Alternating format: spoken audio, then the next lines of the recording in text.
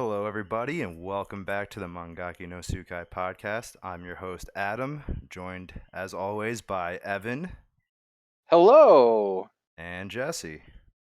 Say show I, everybody. I don't know what that means. Same. That's what Buggy says in our thumbnail. Oh, nice. Okay. Gotcha. Yep, so the listeners can decipher that message on their own. Yeah, go for it, listeners. It's Anyway, supposed to be a secret. so we are doing One Piece today, our DUNCE Piece series. Last episode, we covered the first 7 chapters of the Romance Dawn arc, where Luffy was still a kid and, Shanks was in his town. And this time we are covering the Orange Town arc, which is going to see some new characters introduced, a new villain who, for people that know One Piece, know that this guy's like super important. Which I mean, as a kid, and the first time like reading this, and when I was younger watching it, I never really thought Buggy would be more than what he was. It's just like the first entry boss kind of guy, entry villain kind of guy, and then like we would never see him again, kind of like what Arlong was. But, yeah, it was fun going back to these chapters and seeing him early on like this, and then thinking about exactly where he ends up. Right. Definitely fun. Mhm. Yeah, I think that's one of my favorite aspects of One Piece is the characters that they introduce that seem innocuous, and then fucking like way more down the line they'll just reappear, and it's such like a more important capacity. It's like it's honestly so satisfying. Mm-hmm. Yeah, absolutely. The way that they tie everybody back in, and the way that like, especially with Buggy, like all the more you learn about the world and the events that had happened prior, and like the more that he was involved in a lot of things, like they do that with a lot of characters, and it's really interesting the way that Oda structures it. But even so, I've still found some issue, like one particular issue that eventually gets corrected as we keep going, but like I'll point it out when we get to it. All right, so we're just gonna jump right into this. We're gonna start on chapter 8. And chapter 8 starts with a nice little opening panel. Oda always does these. And not that it has any significance to anything, but I just really like when he puts the characters in different situations that probably wouldn't actually see in the manga. So on the first actual page, starts off with Luffy saying he's hungry because he's like every other main shonen character at this time. They have one trait that identifies them, and that's that they are always hungry. So pretty much it starts out, and Luffy and Zoro are on this boat, and they have no idea where they're going. Neither one of them knows how to actually navigate the seas, and they both get into an argument about how could you possibly be a pirate when you can't even like navigate the seas, and then the argument ends with them both being hungry. Of course. Yeah, of course. Of course. So at this point, they both pass out, and Luffy looks up into the sky, and he sees this bird. And he's like, I got a great idea. I'm going to slingshot myself at this bird, which he does.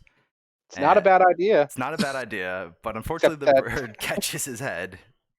And also he has to land back on the boat, and he can't swim. Right, that's another issue. So, Zoro starts freaking out, and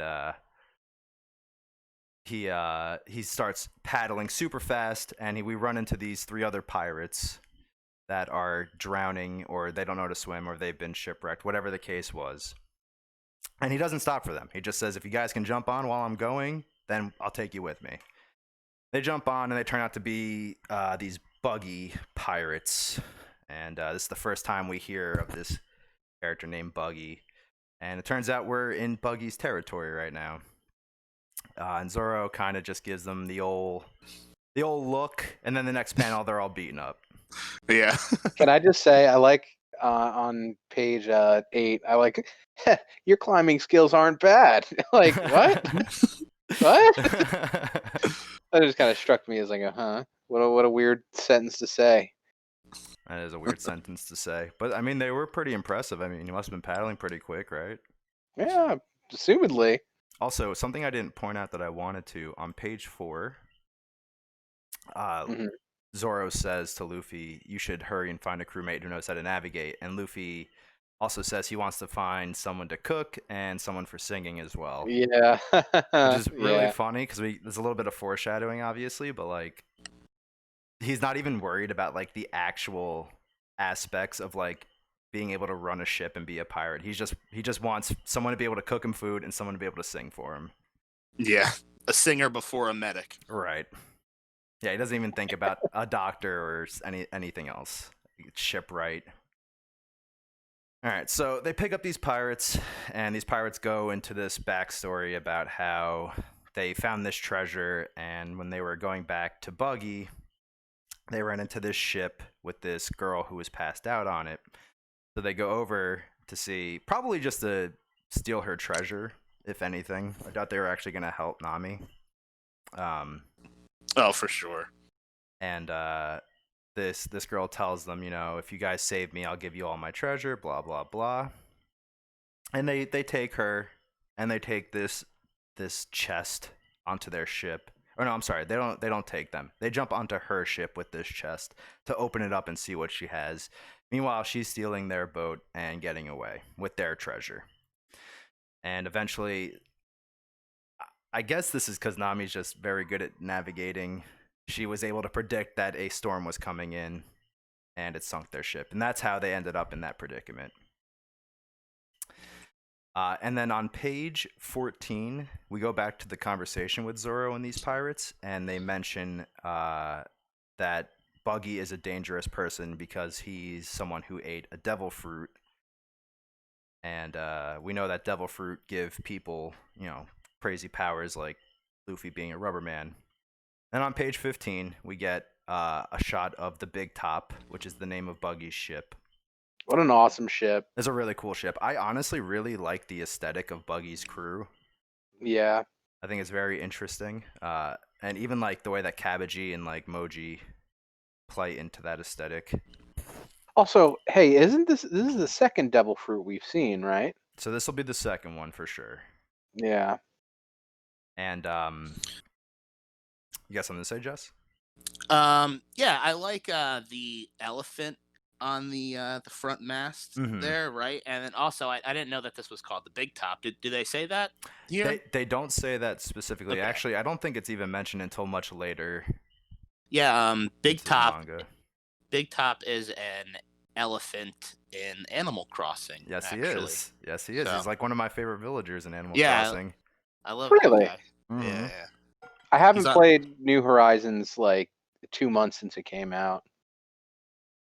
I've actually been playing a decent bit of it this past week, and like, cause my girlfriend, she has like over 300 hours, one of those fucking people, and I Mhm. played a good bit as a villager on her island, but then when we got 2 switches, I have my own island. I've barely really touched it, so this whole past week I've been working on getting all the houses and everything. I got like 4 villagers just this week, so. Nice. I think I'm at the point where I'm getting sucked in a bit, Nice. Yeah, it definitely sucks you in. It's you could really get lost in a game like Animal Crossing because there's just so much shit to do. Yeah, and it's just really cute, man. Yeah, it's cute. It's fun. Got a So- good soundtrack. So real quick, I remember like a month or 2 after it came out, I was talking to Andrew, and he was saying like, yeah, I'm really disappointed in the amount of content in this Animal Crossing. Like I've played so much and there's not much left to do. And I was like, Andrew, how much have you played? And he was like, oh, like 500 hours. Oh my I was god. like, oh, really? You think you... It's like, come That's Andrew- really on, guy. funny. Andrew just hit me up about Breath of the Wild last night, actually. So Yeah, good. so I guess he just started playing it. Yeah. He Snapchatted me that. Nice. Nice. I miss that guy. Same. So when I was looking into this ship, because I didn't know the name of this ship either, and they don't specifically say it in this arc. Like I said, I don't even know when they say it. I'm pretty sure it's much further into the manga. So I went on the wiki page for this, and its name is Big Top, and I was just scrolling down to see if there's like any reason, anything on the wiki that would like say like maybe why Oda did a pirate or like a clown in like a circus aesthetic with Buggy's crew.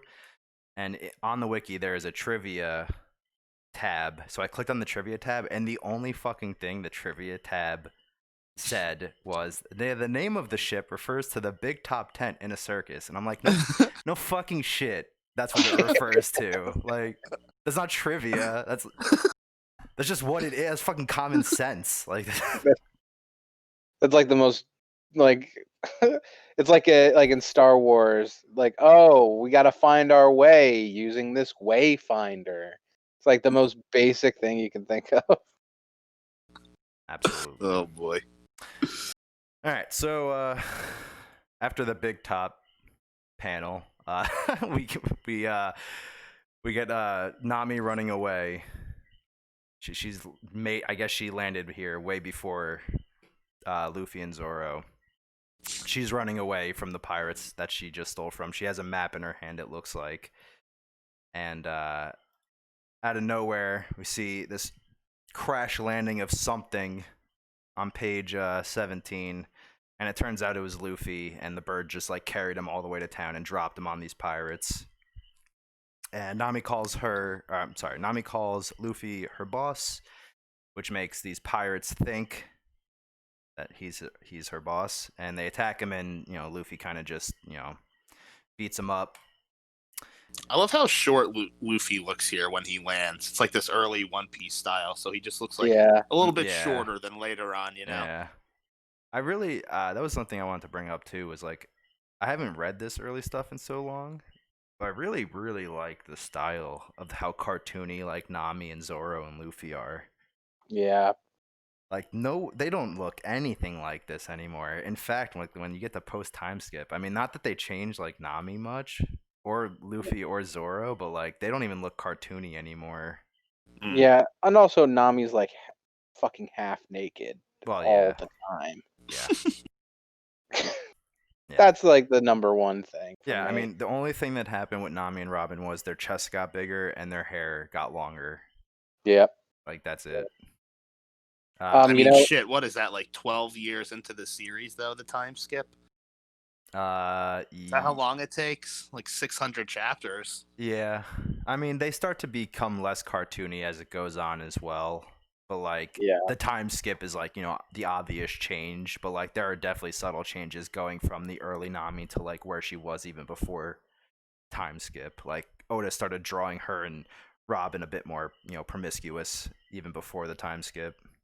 I'm glad we're talking about this too, because I was thinking as I was reading this, like, it's weird seeing Zoro without that scar on his eye. Mm-hmm. Yeah, absolutely. And speaking of Zoro, he's in our opening panel of chapter 9, and I wanted to have an actual fucking trivia fact to use. So what he's doing right here, I've seen this in anime and manga all the time, where swordsmen are using this like cotton ball on a stick to like dab their sword, and I never really knew what it was. So do either of you know what this is? I don't know what it is, but I thought that this was like a dandelion, right? Is that those things you blow? Yeah. That is a dandelion, but this thing is not a dandelion.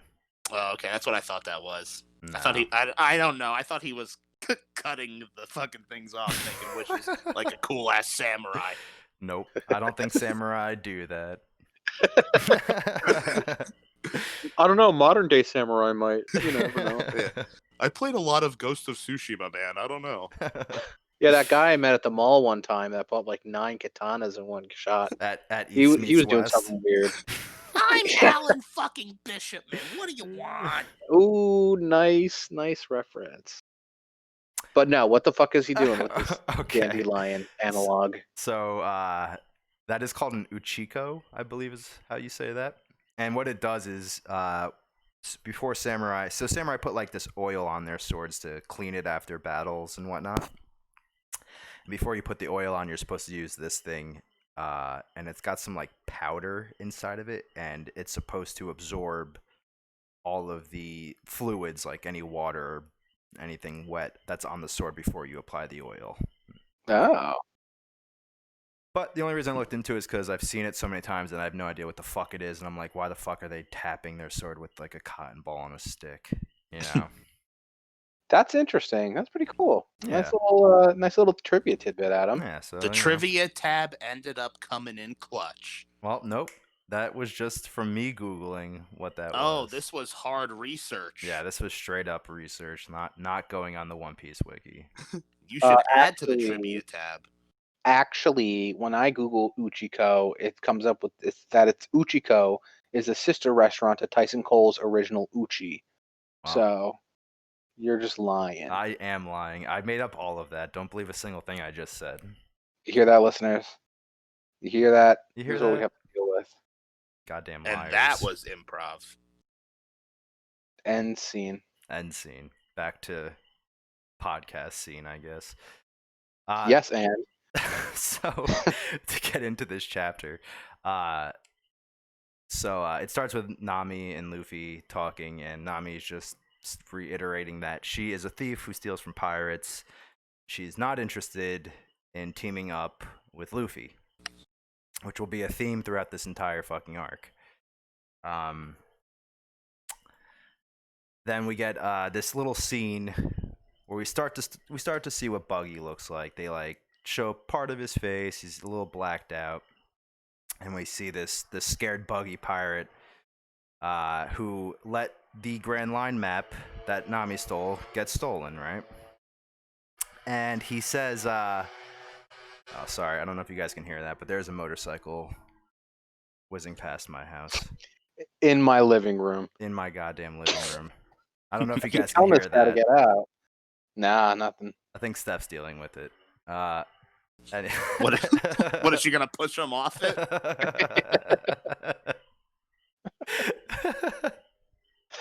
Anyway, so this you get this exchange between this pirate and Buggy, and the pirate says something. I didn't even read what Buggy said, but the pirate says only the robber knows, and Buggy hears what rubber nose, because Buggy has like this inferiority complex about his nose or something.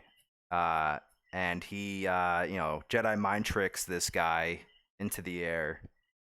Yeah, such a great tease of his power, too. Yeah, man. pretty- I love it. Pretty cool tease of his power for sure. And it's very Darth Vader-esque for sure. Absolutely. And on page 7, we actually get a full body shot of Buggy and his two boys, Mochi and Cabbagey. And Buggy pretty much puts this guy in front of a cannon and fires the cannon at him. Which is So- Pretty much. pretty fucked up way to just execute someone. Yeah, he didn't even do shit. He didn't do anything.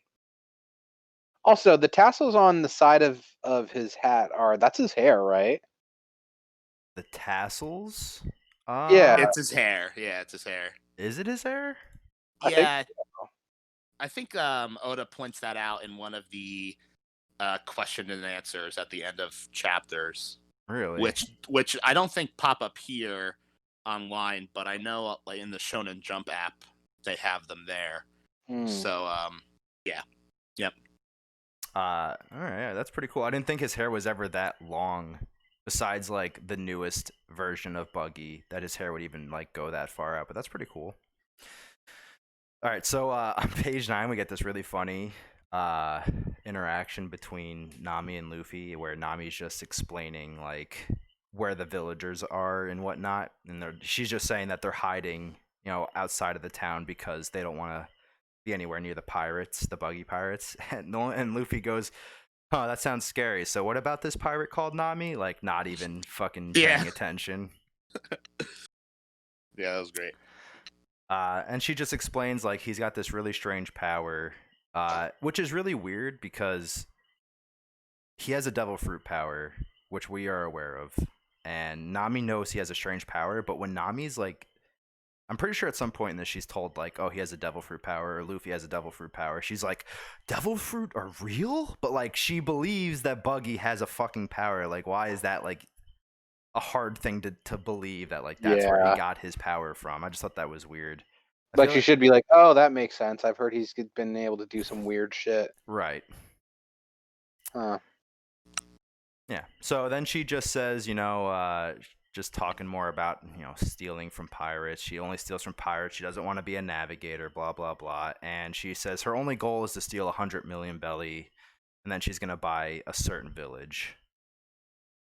And she explains that she also stole a Grand Line map, which Luffy's very interested in because he obviously wants to go to the Grand Line. And Nami is a navigator, and she actually asks him to team up, and this is before she knows that he's a pirate, and he says I'm a pirate. And she's like, okay, well then I'm not gonna fucking join you.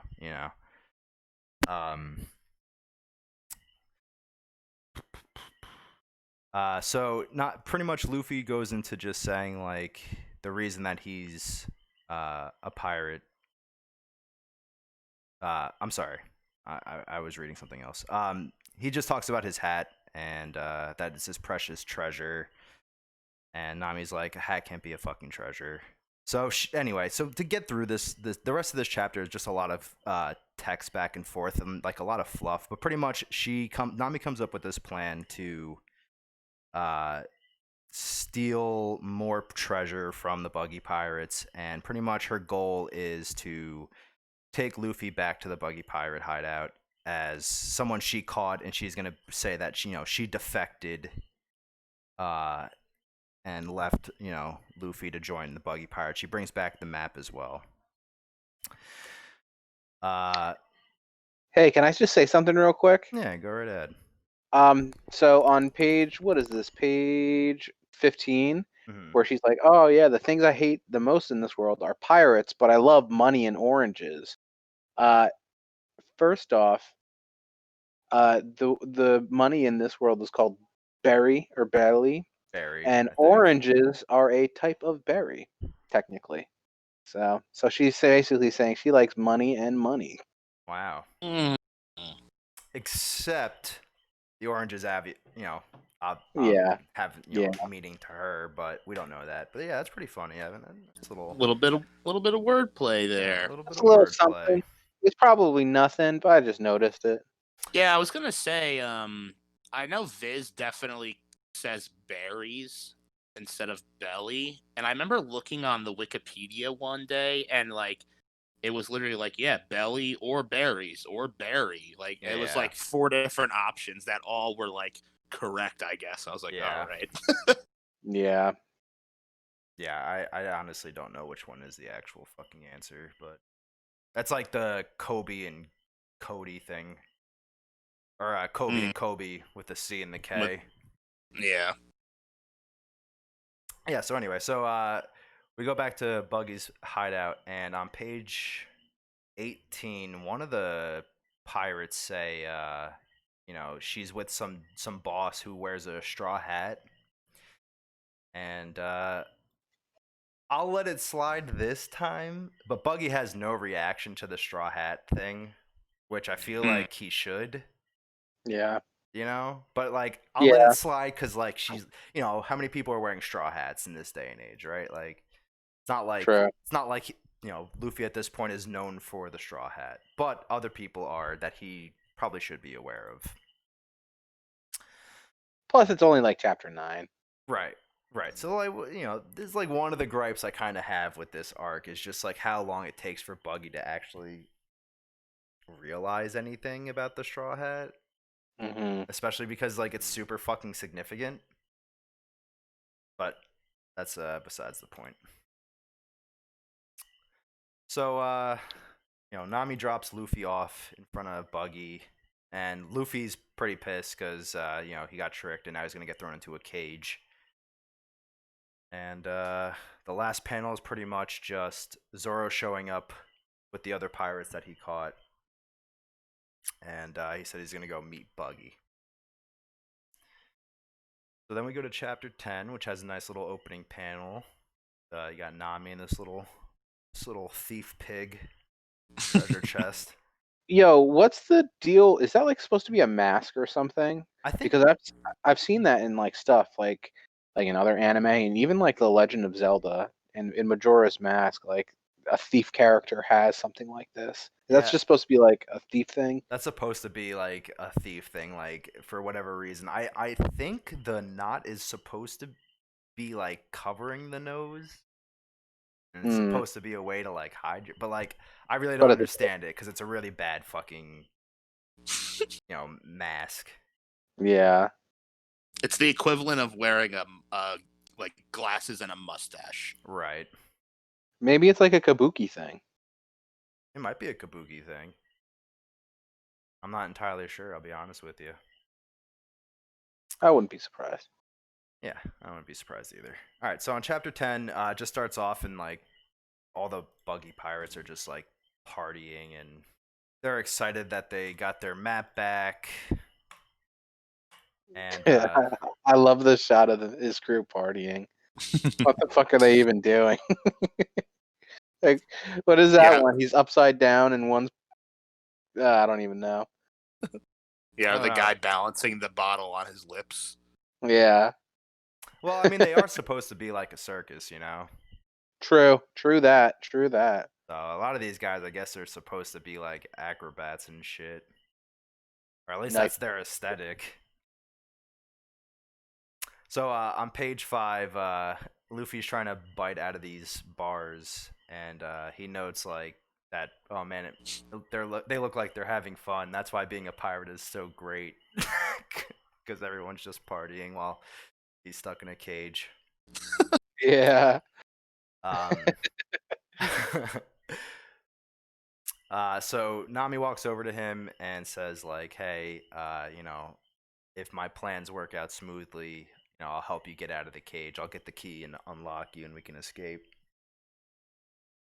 And then Buggy walks over and just says like, "Oh, you have a pretty good follower here." I honestly thought when he said that, like he overheard the conversation and was like, "Oh, well, you fucked up," but he didn't, Yeah. which doesn't make sense for why he would say he has a good follower because she fucking betrayed him.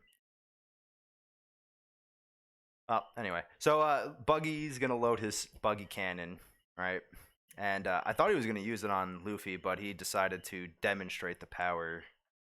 And on page 9, you see this gigantic explosion, and just one ball going through 1, 2, 3, 4, 5, 6 houses, and then probably blowing up a 7th house at the end. Yeah, it looks fucking awesome. It does look it's really dope. cool. It's drawn Everything. really well. The way that he's bending the houses, it looks really cool. This is a real big Hoken moment coming from Buggy. That's really funny. Also, oh, never mind. Sorry. I thought his clothes changed color, but I'm just an idiot. It's all right, Evan. We forgive you. What did you think his clothes changed to? You thought it wasn't orange? Like or- his shirt. No, like on the bottom page of that, Oh. I didn't see the striped shirt. I was like, oh, what the fuck? Where's his striped shirt? But yeah, I can see it. All right. Well, we all make mistakes. Everyone makes mistakes. Everyone Sure. has those days. So No. after demonstrating the buggy ball power, Buggy says to Nami, to swear loyalty and sincerity to me, I want you to shoot the buggy ball at your old boss. And she's like, no, we don't need to kill him. Just like, we just drink some more. Let's just drink some more. Yeah. And like the next on page 11, you just get this really funny picture of Buggy saying, "Kill him." Yeah. It reminds me of like the Count Dooku. Do it. Do it. Do it. He must stand trial.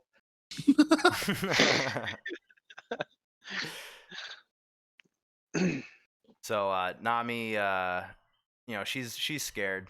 She really doesn't want to actually shoot this cannon. And Luffy says to her, that's what you get when you mess with pirates. He's like, you gotta be prepared. And she goes, well, you have to be prepared to take a human life. And he goes, nope, you gotta be prepared to risk your own life. And all the other buggy pirates at this point are getting agitated because she's taking fucking forever to kill this dude. and one of them walks over and goes to light the match to the cannon string, and Nami kind of just like takes him out for whatever reason. She says it was a reaction, you know. But Luffy actually thinks she's like a good person, which she is, because she doesn't actually want to kill Luffy. And turns out the fuse has been burning this entire time, so Luffy's still trying to eat through these fucking bars. That's so funny, man. And all these buggy pirates. Well, Nami obviously wants to stop this cannon from launching, so she goes to grab it, and these buggy pirates go after her. And the like only time I've seen goon pirates do anything useful on page 19, they dodge this attack. Yeah, seriously. Like literally, like how often do you see a goon pirate get like swung at and not get fucking like blasted into the next realm, you know? Yeah. Mhm. If this was Kingdom, that would be 4 heads flying through the air right now. Right. And they actually dodge it in a really cool way, like they're supposed to, like their acrobatic aesthetic, you know? Mhm. Yeah. Especially like the guy on the bottom in the red, Right. like arms Yeah. crossed. Whoop. Yeah, I thought that yeah, was really I cool. actually thought that she did hit that one guy, but now it's like, oh no, he's just flipping over it, cocky as hell. Yeah, he's just doing a backflip over the swing. It's pretty neat to see them do that. So she grabs this fuse, and all these different buggy pirates behind her are about to kill her. But on page 21, Zoro shows up and takes them all out without even unsheathing his swords. Yeah, I like that detail too. He didn't even take him out. No, she swung at them. She missed all 4 of them. He just punched all 4 of them with 2 swords. Pretty cool. So Zoro looks over at Luffy and he's like, is this your idea of fun? And calls him an idiot and whatnot. And Buggy shows up and he knows who Zoro is. A lot of the Buggy pirates actually know who Zoro is. He's somewhat famous in that part of the sea for being a pirate hunter. And Buggy asks him, are you here for my head? And Zoro says, "No, I don't. I don't hunt pirates anymore." And Buggy takes the opportunity, so it's really weird because on page 23, while they're having this conversation, Buggy's like right next to him, right? And then in that Right. next panel, he's like 15 feet away from him. I guess he walked away during this, but like Buggy attacks him. I'm surprised Buggy just didn't like try to like just kill, like, attack him right there. But anyway, so Buggy goes to attack him and Zoro cuts him to pieces, and Luffy just, this guy's so fucking weak. And that's actually the last panel of that chapter. Yeah, I don't think any of us said this last time. Maybe we did, but like, isn't just the simple thing of Zoro holding one of the swords in his mouth just so fucking cool, man? Yeah, it's very cool. I think It's just so badass. Whenever he pops up, it's a full panel of him with the 3 swords out. It just always looks cool. yeah. I'm of the opinion that like some of the Zoro panels where he just does some awesome shit is some of the most aesthetically pleasing things in One Piece. Yeah, I agree. Especially when he gets like way more badass in the future with the cooler blades and hockey and all the different crazy shit he can do. The only problem with Zoro is he's a pretty flat character. Besides that, he's super badass, but like doesn't get much development. Doesn't have a lot of development. His major traits are that he gets lost no matter where he goes. And like he's supposed to be like Luffy's like right hand man. Like a lot of these pirate crews have like a second in command, and I would assume. I mean, it's not specifically said, but I would assume Zoro is that. Like Zoro would be like Silver Rayleigh for Luffy, right? Right? Yeah, he's the second in command for But sure. he doesn't like act like it at all. There's like one or two times I can specifically remember Zoro doing something where I was like, that's what the second in command should be doing. But like most of the time, he's kind of just like there fighting the second strongest person. Mm. you know? Yeah. His exchange with Kuma is really awesome. That is one of the specific times that I'm thinking of. And the other time is during the incident with Usopp at Water 7.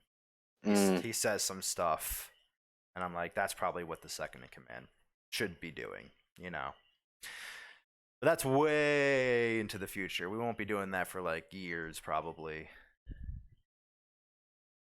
Hopefully you replace me by then.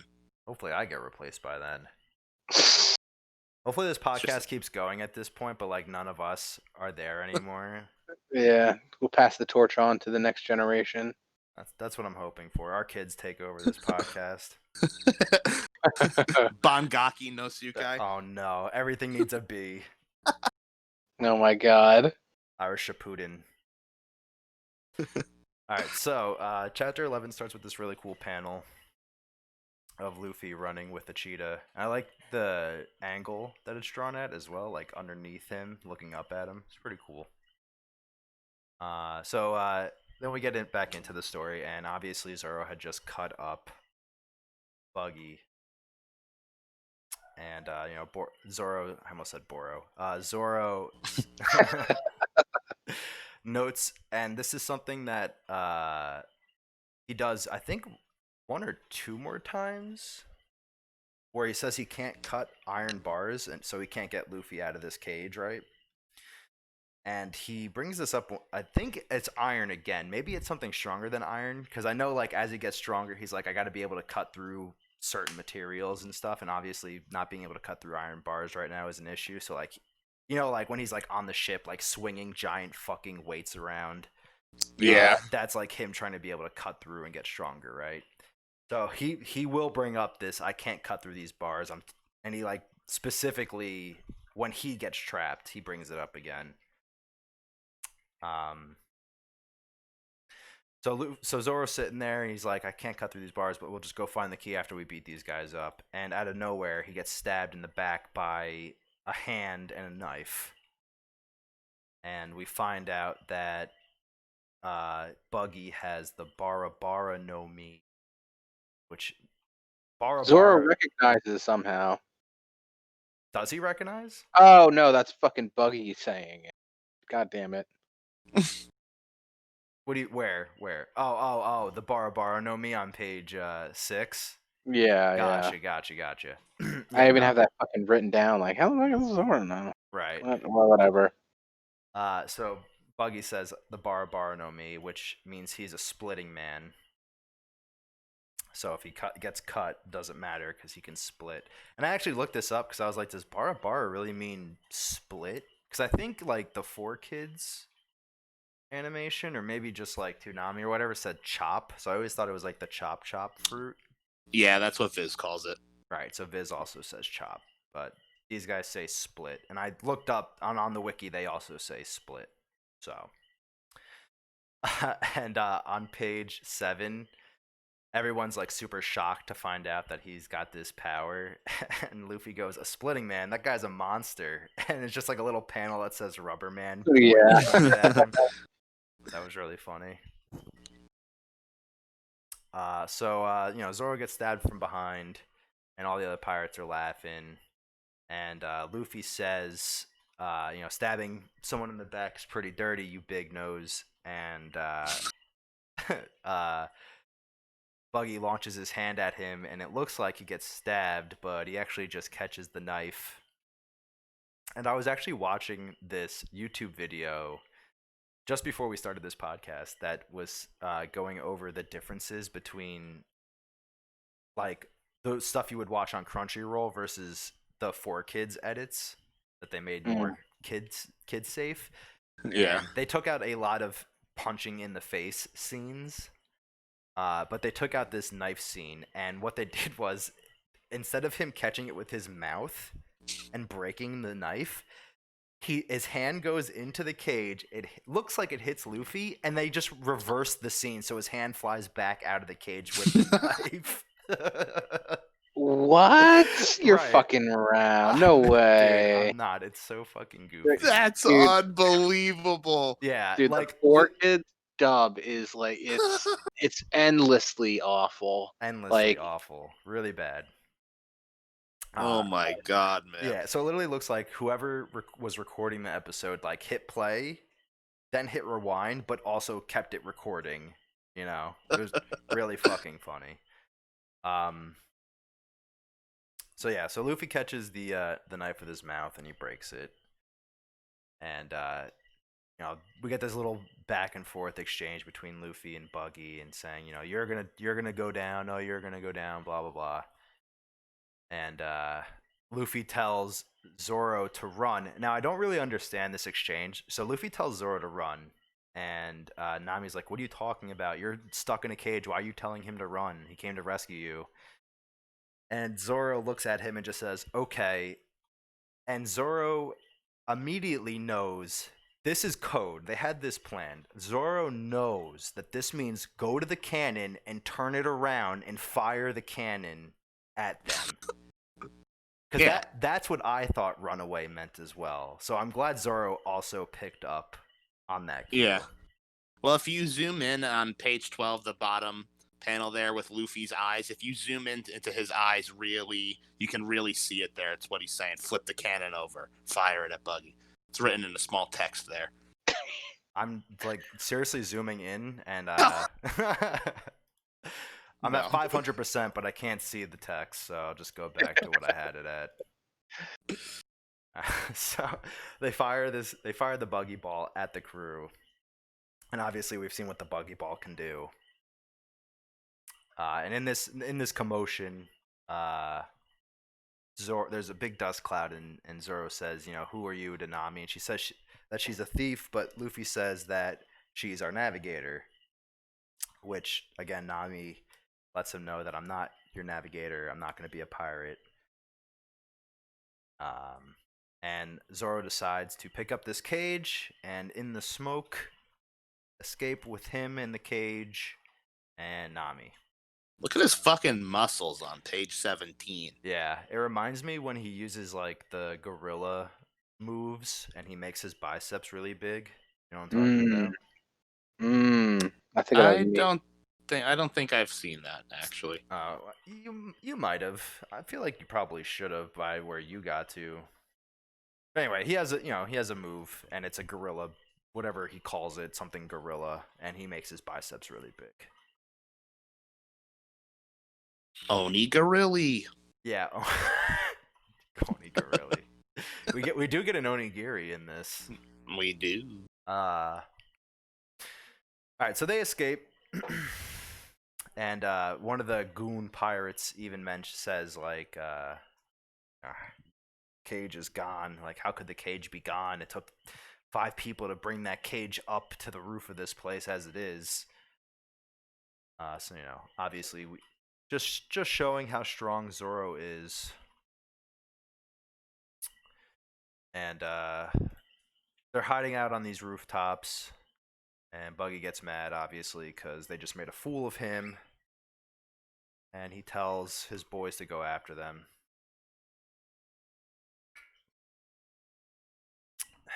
And on page 12, we get another really cool opening panel where it shows all 3 of them in their actual fighting stances with Zoro's bandana on and that stick thing that Nami uses, her bow staff.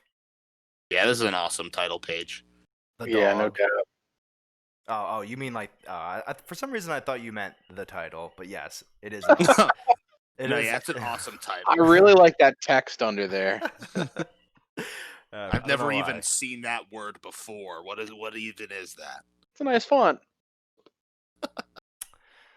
So Buggy decides to send his first mate, OG, the Beast Tamer, after Roronoa Zoro and Luffy in a cage.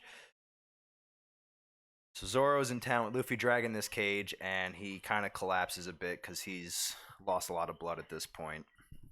And they stop in front of this dog, and Luffy decides that the dog isn't moving, so Luffy thinks that the dog's dead. So he pokes the dog in the face, and the dog bites his face back. Then they fight with this dog through the cage, and both Luffy and Zoro pass out from arguing. Because, well, I was going to say because they're both hungry again, but Zoro has, like, an actual excuse, because he's, like, you know, losing all of his fucking blood at this point. And Nami shows up. And just carried Luffy's ass around. Right, and just carried Luffy's ass around. So Nami shows up and hands them the key. And to which the dog eats. And so Luffy so the dog eats this key. And Luffy on page 9 strangles this dog. And this was also cut out of the 4Kids episode. The dog also. The dog eats the key, but then they rewind and it spits up the key. They also, for whatever reason, censored the dog biting Luffy's face. Not really too sure why. But then everyone's favorite character of the arc shows up, Mayor Boodle. Boodle. Mayor Boodle. He looks like he belongs in Fallout New Vegas. Yeah, I can see that. That's funny. And he, he's yelling at them. He's like, "Don't do anything to Shushu." I think is how you pronounce this dog's name. Chocho? I don't think it's Chocho. I think it's Shushu. So that definitely says Chocho, and I was like, Chocho is a weird ass name. I looked it up in the anime actually, and he says Shushu, and I was like, okay. And then in a couple chapters though, they just spell it Shushu. Yeah, they spell it. Yeah, Shu. Yeah. And I did look it up on the wiki because I was like, all right, how the fuck do you spell it? It is spelled this way, the Chou, but it is pronounced Shushu. Or Sure, you know. Sure. Right. That's XIE, I believe. Yeah, that is. Shit. So Mayor Boodle shows up. He says he's the mayor. You know, he's like, I'm this village's leader. I'm the mayor, Mayor Boodle. Pretty funny name. He lets Zoro sleep in his house because, you know, Zoro, he's like, you should go see a doctor. And Zoro's like, nah, if I just sleep and then probably eat when I wake up, I'll heal like most shonen characters. So he's just going to sleep off this fucking stab wound. I think I'm a shonen character. Fuck. Dude, don't get me started. So the mayor just goes into, you know, they ask what's going on with this dog. Why is it just sitting in front of, this pet food store? The mayor just goes into this backstory about, you know, he's guarding this store because he was the dog of the owner. And, he's waiting here, making sure no one, ransacks the store. And, Nami, I think, says, like, that's awful that the owner went to the shelter and made his dog stay here.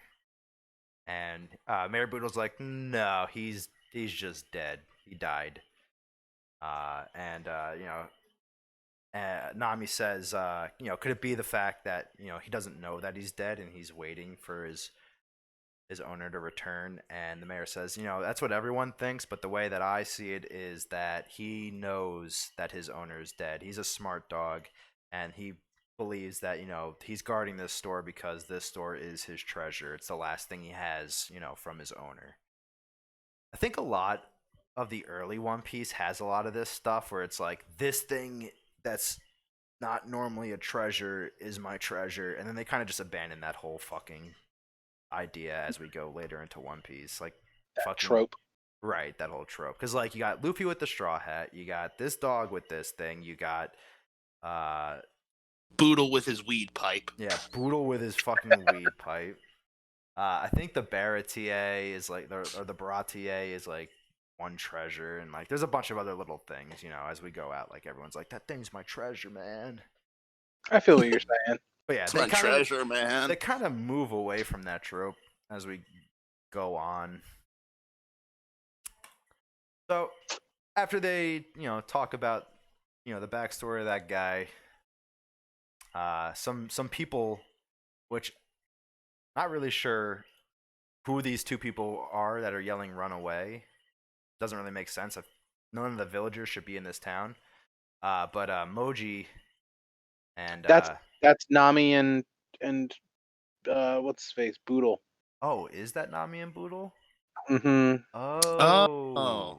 Oh, okay. I didn't realize. I thought it was Kaido and Big Mom. Imagine. Really early foreshadowing.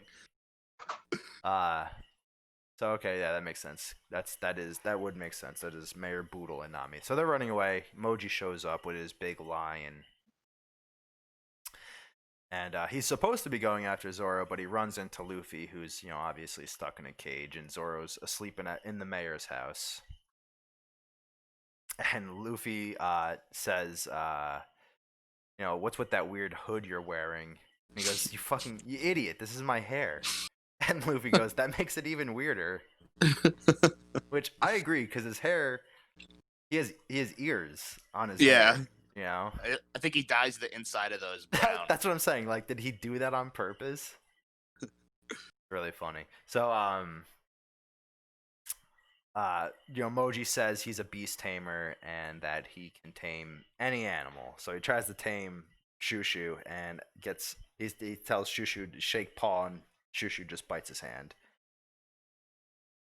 And he kind of gives up on that whole thing. Like, literally, that happens in one panel, and then he's just back on Richie, that never fought. Luffy even says, "You gave up on the dog." I didn't even notice that. That's funny. But yeah, so he kind of gives up on that whole thing. And Moji says, "I have no reason not to kill you. Tell me where Zoro is." And Luffy doesn't decide to tell him where Zoro is, and Richie pounces on this iron cage and rips it to shreds. Which doesn't do anything to Luffy, because he just fucking escapes. That was his plan all along. Yeah, for sure. He knew a giant lion tamer would come by any day now. Right. All right, so couldn't Luffy have just rubber-manned his way out of this cage? Okay. I was thinking the same thing. There is so many fucking things like that in the early One Piece where it's like, why didn't Luffy just do this? How come that hurt Luffy? He's made of rubber. There's so many times where there's stupid shit like that. Does Luffy make himself flat though, or does he just expand? I mean, he has literally all of the properties of rubber. Right. All of the properties. That is the way that these devil powers work. If he wanted to, he can gumu his penis, Mm-hmm. his brain is made of rubber. His bones are rubber. Right, so he can pretty much get as ridiculous as Mr. Fantastic. Yeah, of course. Yeah. Turn into a fucking stingray. Right, he could literally Swim probably stretch himself out long enough to make himself skinny enough, I don't see why not. Honestly, the guy is so skinny, he probably just could have squeezed out if he was a regular man. Right. But to be fair, he does have a big head, and his head probably would have gotten stuck. I don't know if his head would fit through, even if it was made of rubber, because rubber can only condense or flatten so much. I don't really fucking know, man. I feel like he probably could have escaped, but who knows? So we go into chapter 13, and Mochi and Richie are getting barked at by Shushu. And they decide to attack this dog, which is kind of fucked up. It's not like he was really doing anything. So we go into this sequence where Richie just pummeling Shushu, and Shushu's coming back and not taking it, lying down. And then we get these series of flashbacks with the owner actually talking to Shushu, and throughout the next couple of panels, we're just gonna see Richie and Shushu fighting, and these panels of Shushu and his owner when his owner was still alive, and it's pretty much just supposed to be a feel good, memory kind of thing. I'm doing this to make sure, to protect my owner's treasure. So at the end of the flashbacks, Mochi and Richie are seen walking away, and on page 8, Richie has a pet food box in his mouth, and Mochi has this bite mark on his arm, and the bite mark was taken out of the 4 Kids. They replaced the blood in the bite mark with a Band-Aid. Wow. Yeah. Kind of silly. It's fucking embarrassing. And then we get to the first real heartbreak, in my opinion, of One Piece. Yeah, look at his tears. Right. On page 10, the dog is literally crying, and I am such a sucker for animals being sad or getting hurt in any kind of media. Yeah. So, like, And I mean, what the dog is saying too is really sad. Woof, woof, woof, woof, woof, woof, woof, woof, woof. It's Right. like, God damn, man, Like that- Oda, really tugs at the heartstrings. Oda, you animal. Goddamn animal. So yeah, this is obviously really sad. They didn't really need to fucking set this fucking pet food place on fire, but they did. So here we are. So Luffy, obviously seeing this, gets annoyed and decides he's gonna, beat up Moji. And Moji thought he killed him because Richie sent him flying, but Luffy says he's a rubber man, so you didn't really hurt him. Honestly, he should feel no pain if he gets fucking sent flying into a house because he's made of rubber. Then Luffy hits him with the old Gomu Gomu hammer, which on page 13 you get a really funny picture of Richie like getting spun in a circle with all of his eyeballs. Yeah. It's honestly awesome. Yeah, it's drawn really, really well. That is a funny, like, old cartoon style. Yeah. spin The cycle, Tasmanian devil. literally. So Moji at this point's like, oh my god, you're a fucking animal. Don't hurt me. I'll give you all our treasure. And Luffy monologues about, it doesn't matter about treasure. You took that dog's treasure. And on page 15, get this really cool vein popping out of Luffy's forehead panel, where he says he's gonna kick his ass. And he stretches out, grabs him, and gives him the old 1-2 buckle my shoe on page 16. And Luffy actually comes back to the scene where Shushu is lying in front of his his burned down pet food store, and Luffy returns the box of pet food that Richie stole, and just says like, this is all that was left. They ate the rest. And Shushu, in respect, turns and looks at Luffy out of respect. Gives him a woof. Ugh, the woof again. Ugh. Yeah, really tugging at the heartstrings. Even Nami's like, oh wow, so maybe this guy isn't. So as you go through this arc, Nami starts seeing more and more like how Luffy isn't just like some asshole pirate that wants to just, plunder and fucking take from people that don't deserve to be attacked and whatnot. So starts to realize that Luffy, maybe Luffy's not your typical pirate. Maybe he's a good guy, So- Maybe. So, chapter 14, we get an opening panel where Luffy is a vampire, I think.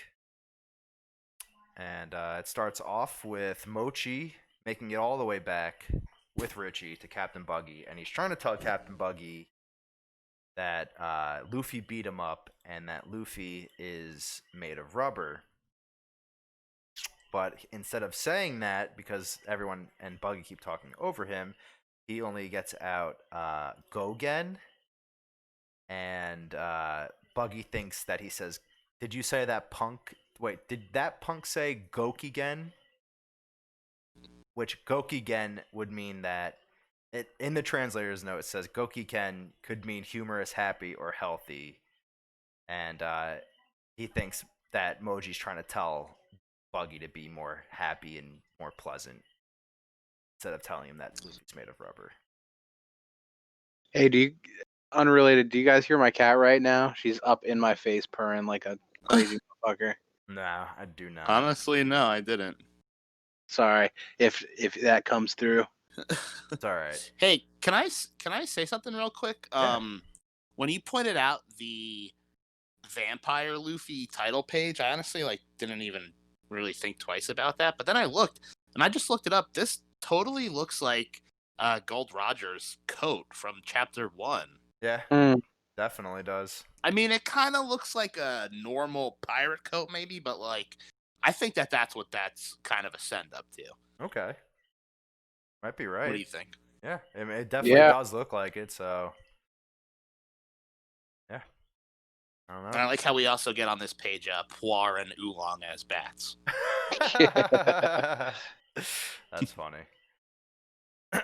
So, so Shushu goes back to the old shelter area with all the rest of the townsfolk who are hiding out, and everyone's glad that Shushu's, covered in blood, but he's okay. um, and the villagers decide, hey, the mayor's been gone for quite some time. Maybe we should actually go see if he's okay. So Nami, apologizes to Luffy for yelling at him, and again, starting to realize,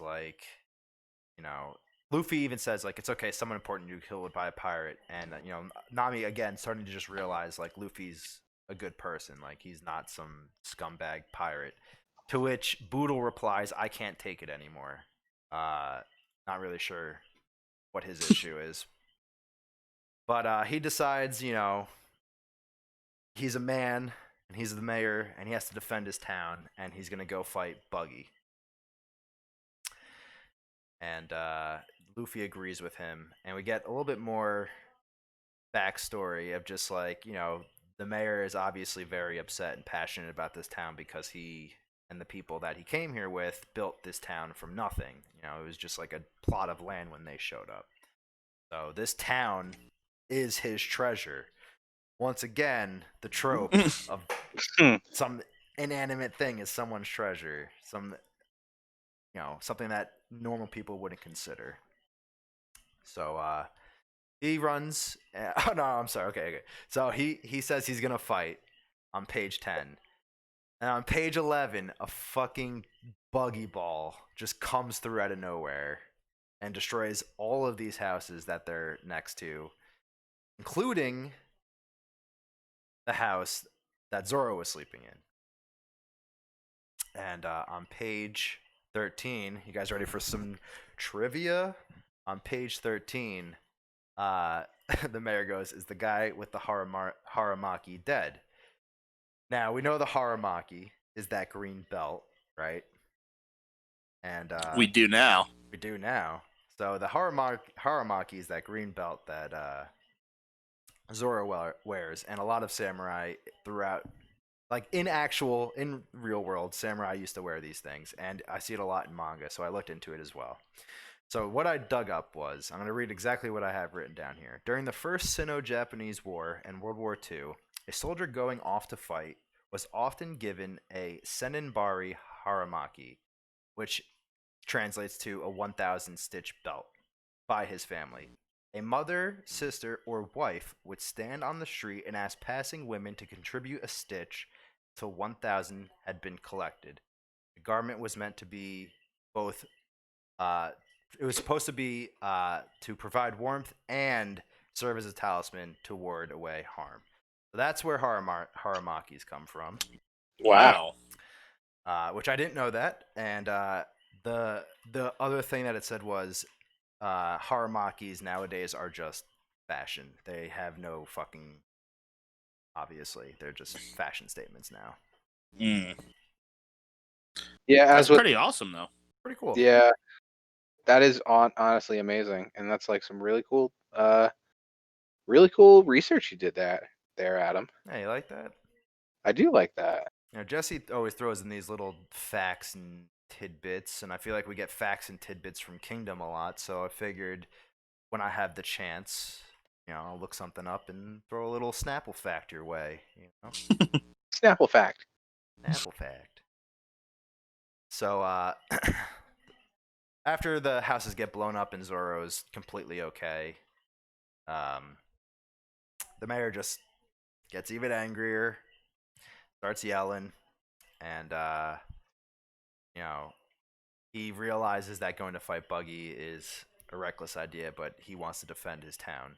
And on page 15, you get that panel where no one says anything. They all just have those expressions of like, "Yeah, brother," you know. Like, k. Right. Except Nami. I feel like Nami's doing the k. I feel In like order from right to left, it's k. know? Absolutely. Spot on, Evan. Very good. So the mayor runs off and he's going to go fight Buggy. And Nami starts yelling, like, we can't let him just run off. And Luffy says, no, I'm not going to let him die. And, decide he's going to go run off with him to go fight Buggy, obviously. And he says, Buggy has a map to get to the Grand Line, and we need that map. And he says to Nami again, join my crew, because we need that map. You want treasure, and we need a navigator. And Nami instead says, okay, look, I don't want to be a pirate, but since we're both working towards the same thing, we can at least form an alliance and work together, right? So the next panel, we get Mayor Boodle in front of Drinker Pub, and funny enough, 4Kids took away Drinker Pub. They just left it as a blank sign. They thought Drinker Pub, that is too much for kids. Juice Pub. They didn't even put anything there. They literally just left it blank. But they could have. They could have done Juice. So Mayor Boodle calling out Buggy. And then we just go back to Zoro and Luffy getting ready. And they're going to head towards the Buggy Pirates and fight the Buggy Pirates. How long does Zoro's black bandana stick around? Forever. Yeah, I'm Does pretty it? sure. Okay. Yeah, I don't think he gets rid of it. Okay. Right. He's got like 4 things that define him. He 3 of them are his swords. All right. I was gonna count the swords as one thing. You got the swords, you got the bandana, you got the green hair, and you got he doesn't know any cardinal directions whatsoever. He's like constantly lost if he's not with somebody. That's his character in a nutshell. And for half the series, he has a scar. Yeah, which he gets later. But yeah, that will be the 5th defining feature of Zoro. That's enough. No more. Yeah, no more, please.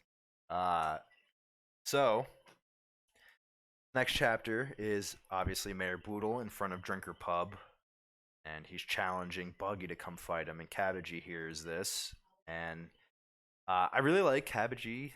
I think his aesthetic with the crew is really cool because he's like an acrobat, but he does a lot of different things that not just an acrobat would do. So he's like on a unicorn, right? A unicorn. Oof. He's on a unicycle, and he pulls out a sword from his mouth. So that's already like 2 things pretty cool that you could see at the circus, right? So he launches himself and lands on this railing, and Buggy actually gets mad at him, and he's like, he wasn't calling you out, he was calling me out, and tells Cabbagee to back off. Step off. And Buggy starts making. Okay, so Boodle says like, it's stupid. You're stupid, and I can't believe it took me this long, but the only reason, the good thing of you being here is that it showed me like that the village is my treasure, right? So Buggy starts laughing at him because saying the town is your treasure is not what Buggy thinks of when he thinks of treasure. Buggy thinks of gold and silver and jewels and everything else, right?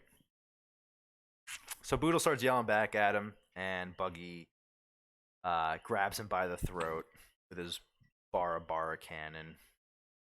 And Boodle actually puts up a fight and starts punching the hand, and Buggy actually says it hurts. But Boodle's also punching himself in the neck while doing this. And Buggy says, we're going to go to the Grand Line, and we're going to get all of the world's treasure. This is his only goal. we'll find out why this is his goal soon enough. But pretty much his dream is not to be Pirate King. I guess that ties into his dream, but his dream is just to own all of the treasure. So they point the buggy cannon at him, right? And on page 10, they point the buggy cannon, and on the bottom left of the panel, Buggy has this reaction. And on the next page, we see that Luffy's there, and he pulled the hand off of Mayor Boodle's neck. Mm. You know, in cool fashion. And there's cool guy Zoro as well, with his hand in his pocket, you know. And Nami says, you know, I'm not here to fight, I'm just here for the map and the treasure. And Mayor Boodle's getting mad at them. He's like, what are you doing here? This is my fight. And Luffy just, I don't know why he had to do it this way, but grabs his face and throws him into a building. Yeah, so stupid. Really dumb. Well, Like, he would have gotten in the way. like he could have just done like anything else to knock this dude out, but instead like possibly damaging this man pretty badly by doing this. So you know, Nami's like, why the hell did you do that? You're an idiot. And, you know, they, Luffy and Zoro both agree, you know, it was a good idea because he's just going to be in the way and it's safer for him to be unconscious. And, Luffy obviously knows how to get to Buggy because he starts calling him, Big Nose and Ugly and all that jazz. And, Buggy fires the, cannonball at him, but we obviously know this is a bait because Luffy is made of rubber. And Luffy uses Fusen, which is balloon, and launches the ball back at them. Which is really funny because Zoro and Nami were shitting themselves when this happened. And on the last page of this chapter, we see Drinker's Pub is no more. It's been blown to smithereens. I feel like this is one of the more iconic moments of the series when he does this. It's just like, God damn, how awesome is that? Yeah. It's like a good, you know, utilization of the rubber stuff. Yeah, for sure. Luffy definitely comes up with some pretty unique stuff with his rubber powers. Also, at on the last page, like, yay, their number has decreased. Yeah. I don't know if that's just bad translation or what. It might be, but that's really funny. So on the opening panel of chapter 16, we get another really cool 3-panel shot of the first mate, the captain, and the chief of staff, the Fuku Senchu, and the San Bochu. I love Richie, how he has his mane in a little tie there. Yeah, and the Yeah. little man bun. Yeah, that's pretty funny. So you know, houses, the Drinker Pub's been destroyed, and all these pirates are lying in the rubble. And Nami is freaking out and explaining, like, you know, I don't understand your devil fruit power. Like, how is this even possible? And you know, she goes, "How the hell did you swell up like a balloon?" And Luffy just goes, "Gumu gumu no balloon." And obviously Nami's not asking for the name. But on the bottom of that panel, we see that 2 pirates and Richie are being held up and have been hit by the cannon. And it turns out it was Buggy and Cabbagey using them as shields. Yeah, I love Buggy too, like how he will fold his arms, but his hands are out and about somewhere else. Yeah, I think that's badass. That's pretty cool, yeah, for sure. Mm-hmm. So Moji sees Cabbagey using Richie and obviously gets mad.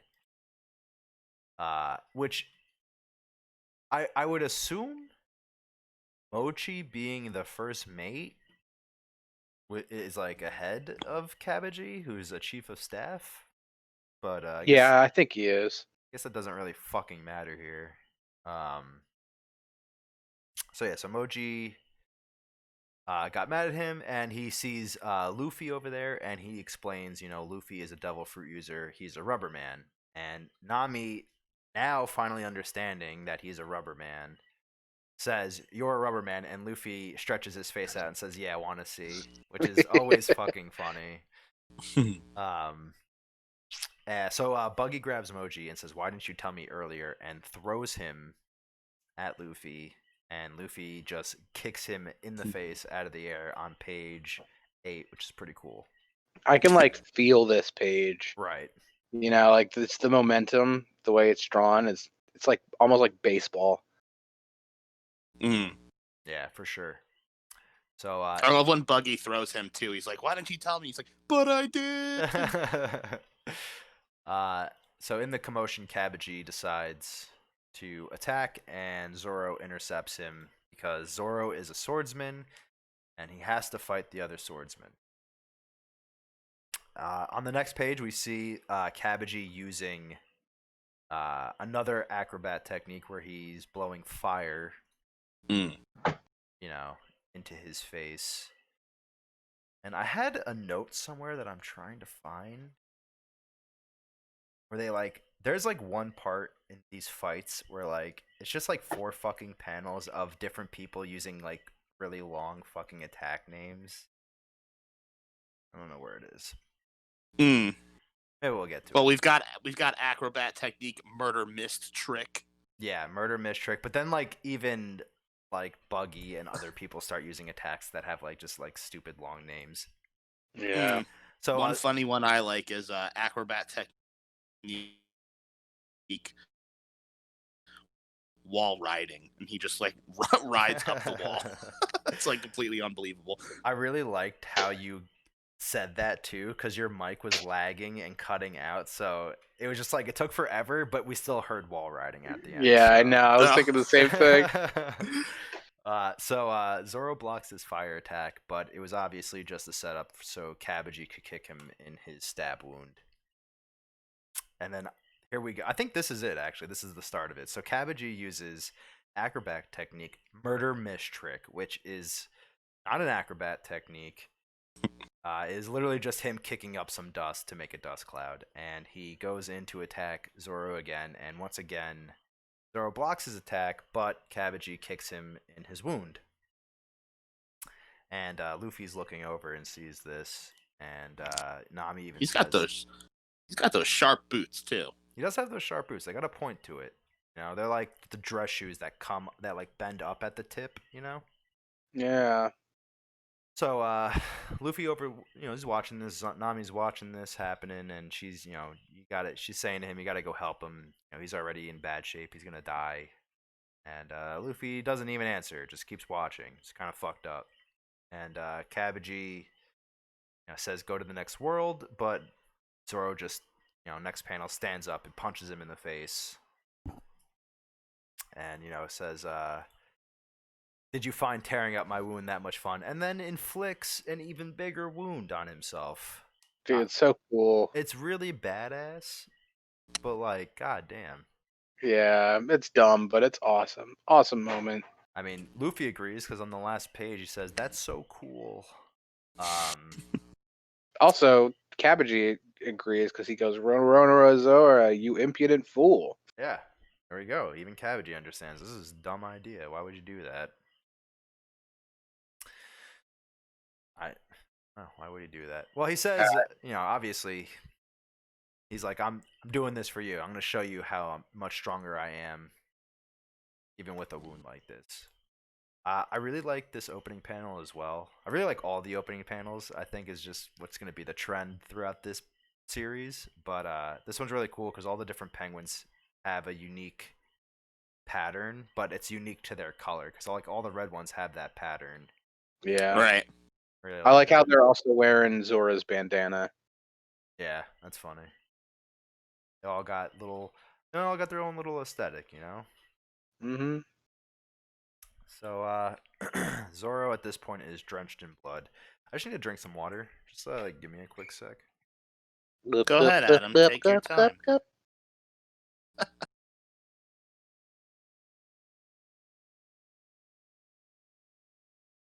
Man, that boy was parched.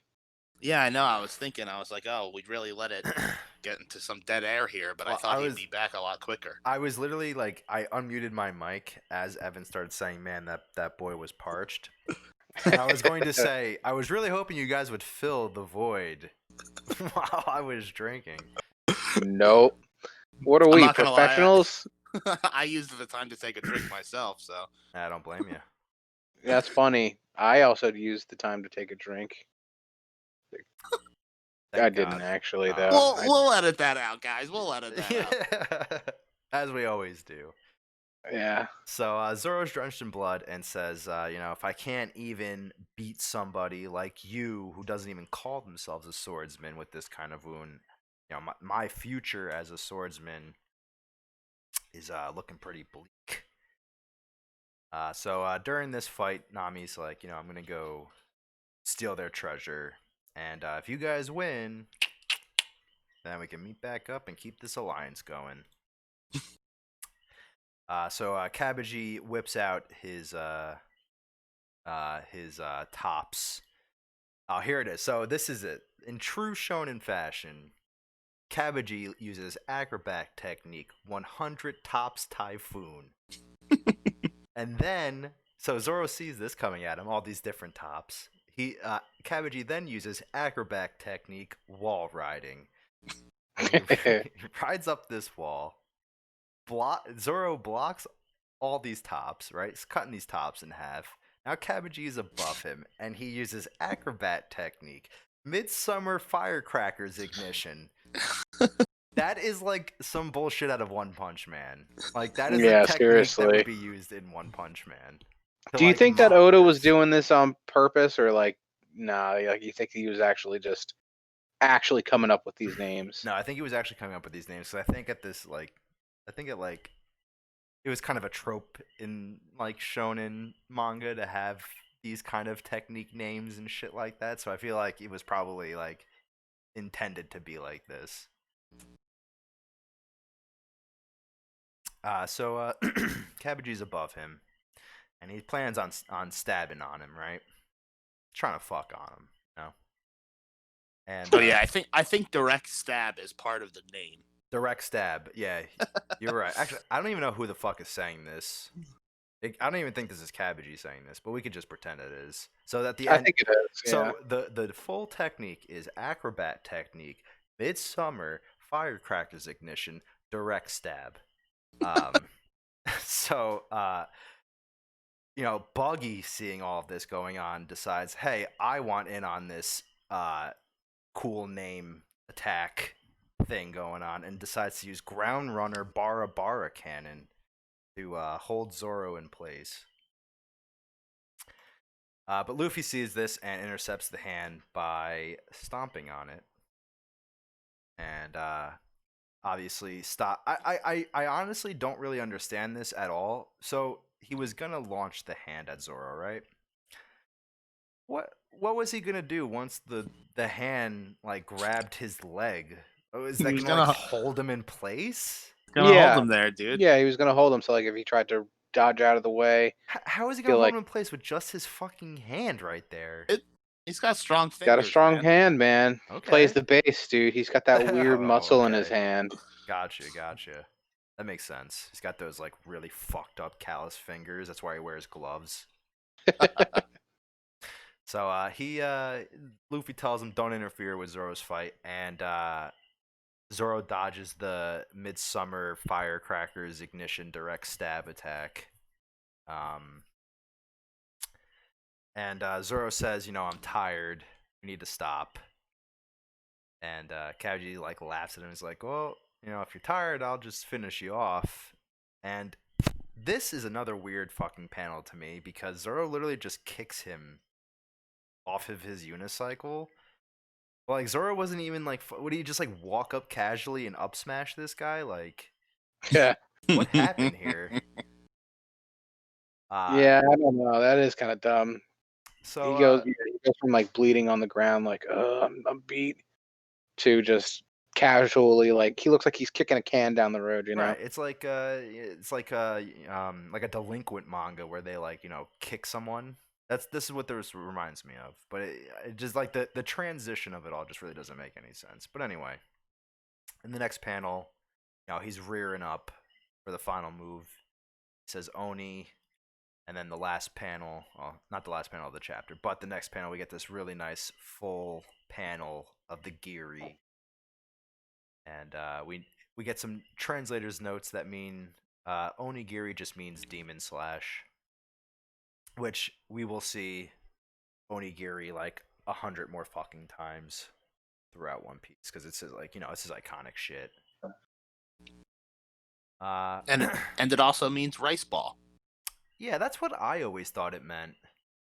Like I always thought rice ball. I actually thought it meant eel for a while, but I think there's just like eel onigiri, Yeah. Mm. So Buggy realizes Kabaji got fucked, and Kabaji even says like, how could the world's best pirate crew be defeated by common thieves? And right before he passes out, Zoro says he's not a common thief, he's a pirate. Pretty Hell cool. yeah. Yeah, pretty cool, right? He says he's gonna sleep, and he's gonna let Luffy take over. You had something to add there, Jess? Luffy's out here flexing. That's all. Oh hell yeah, brother! Literally. Oh hell yeah, brother! So Buggy says to these. Luffy says to hand over the Grand Line map, and Buggy says, the Grand Line isn't a place for nameless pirates, and asks, what do you even want to do there? And Luffy says, his obvious answer, I'm gonna be the Pirate King, right? And Buggy says, you're an idiot. If you're the Pirate King, then I'm a god, Like, most people's reaction to Luffy saying he's going to be the Pirate King is kind of something like this, where they either laugh at him or, they can't believe what they're fucking hearing. Because at this point, it doesn't really make sense that Luffy would even be considered that, So, they're rearing up to fight. And finally, the last panel of this chapter, what is this, 17? Yep. Buggy finally says, watch your mouth, Gomu Gomu. Seeing your straw hat reminds me of a guy I knew from a long time ago, an impudent red-haired guy. And fucking finally. Fucking finally, seriously. Because, like I said, I understood it when the pirate goon was like, there's a boss with a straw hat. Like, okay, if someone was like, hey, there's a guy out there with a leather jacket, I wouldn't assume it's Jesse, Right. But at the same time, though, like that's an iconic hat, Right.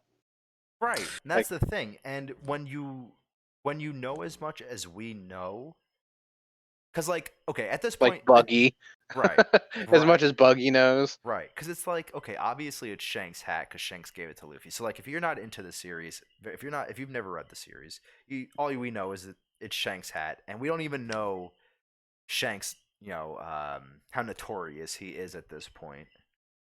But obviously, Buggy's well aware of who Shanks is and well aware of who gave the hat to Shanks. Right? Mm-hmm. Yeah, it seems like even here at the end of this chapter, he's like, that hat reminds me of someone, but he still doesn't notice that it's his actual hat. Right, he's just starting to finally fucking acknowledge the fact that it's a straw hat. But Buggy's not a complete idiot. He starts putting two and two together. And before we go on, I just really want to point out, I said this earlier when we first started that it's cool that Buggy is a character that I just assumed would be a one and done early villain type character.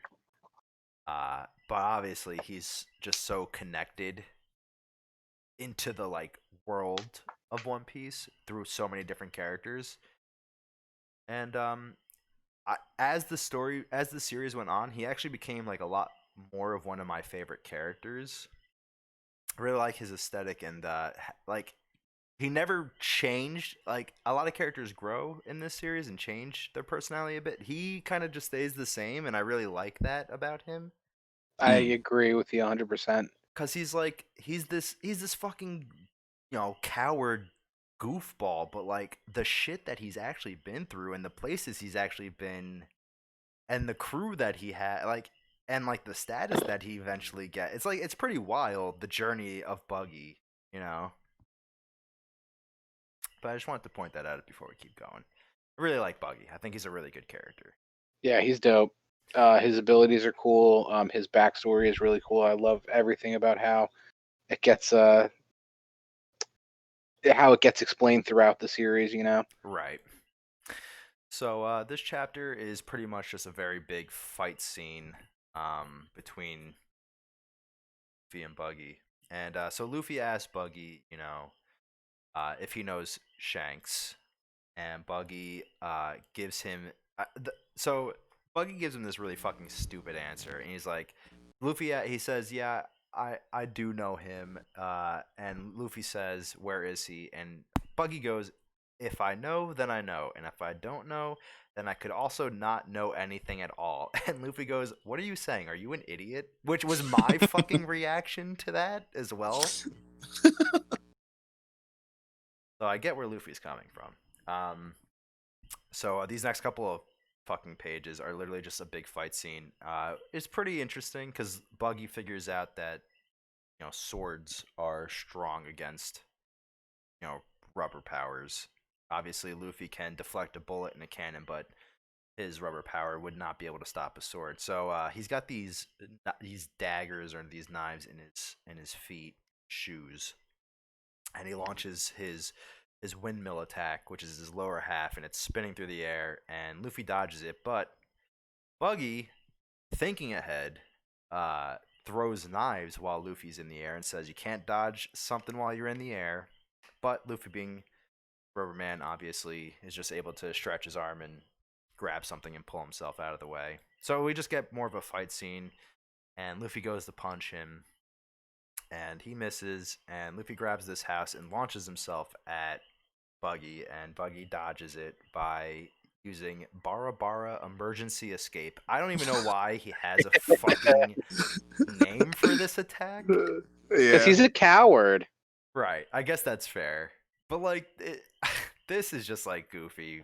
It's almost like one of those names where you think it's not going to be a move at all, and he's just saying that before his demise, but then he pops his head off. It's so funny.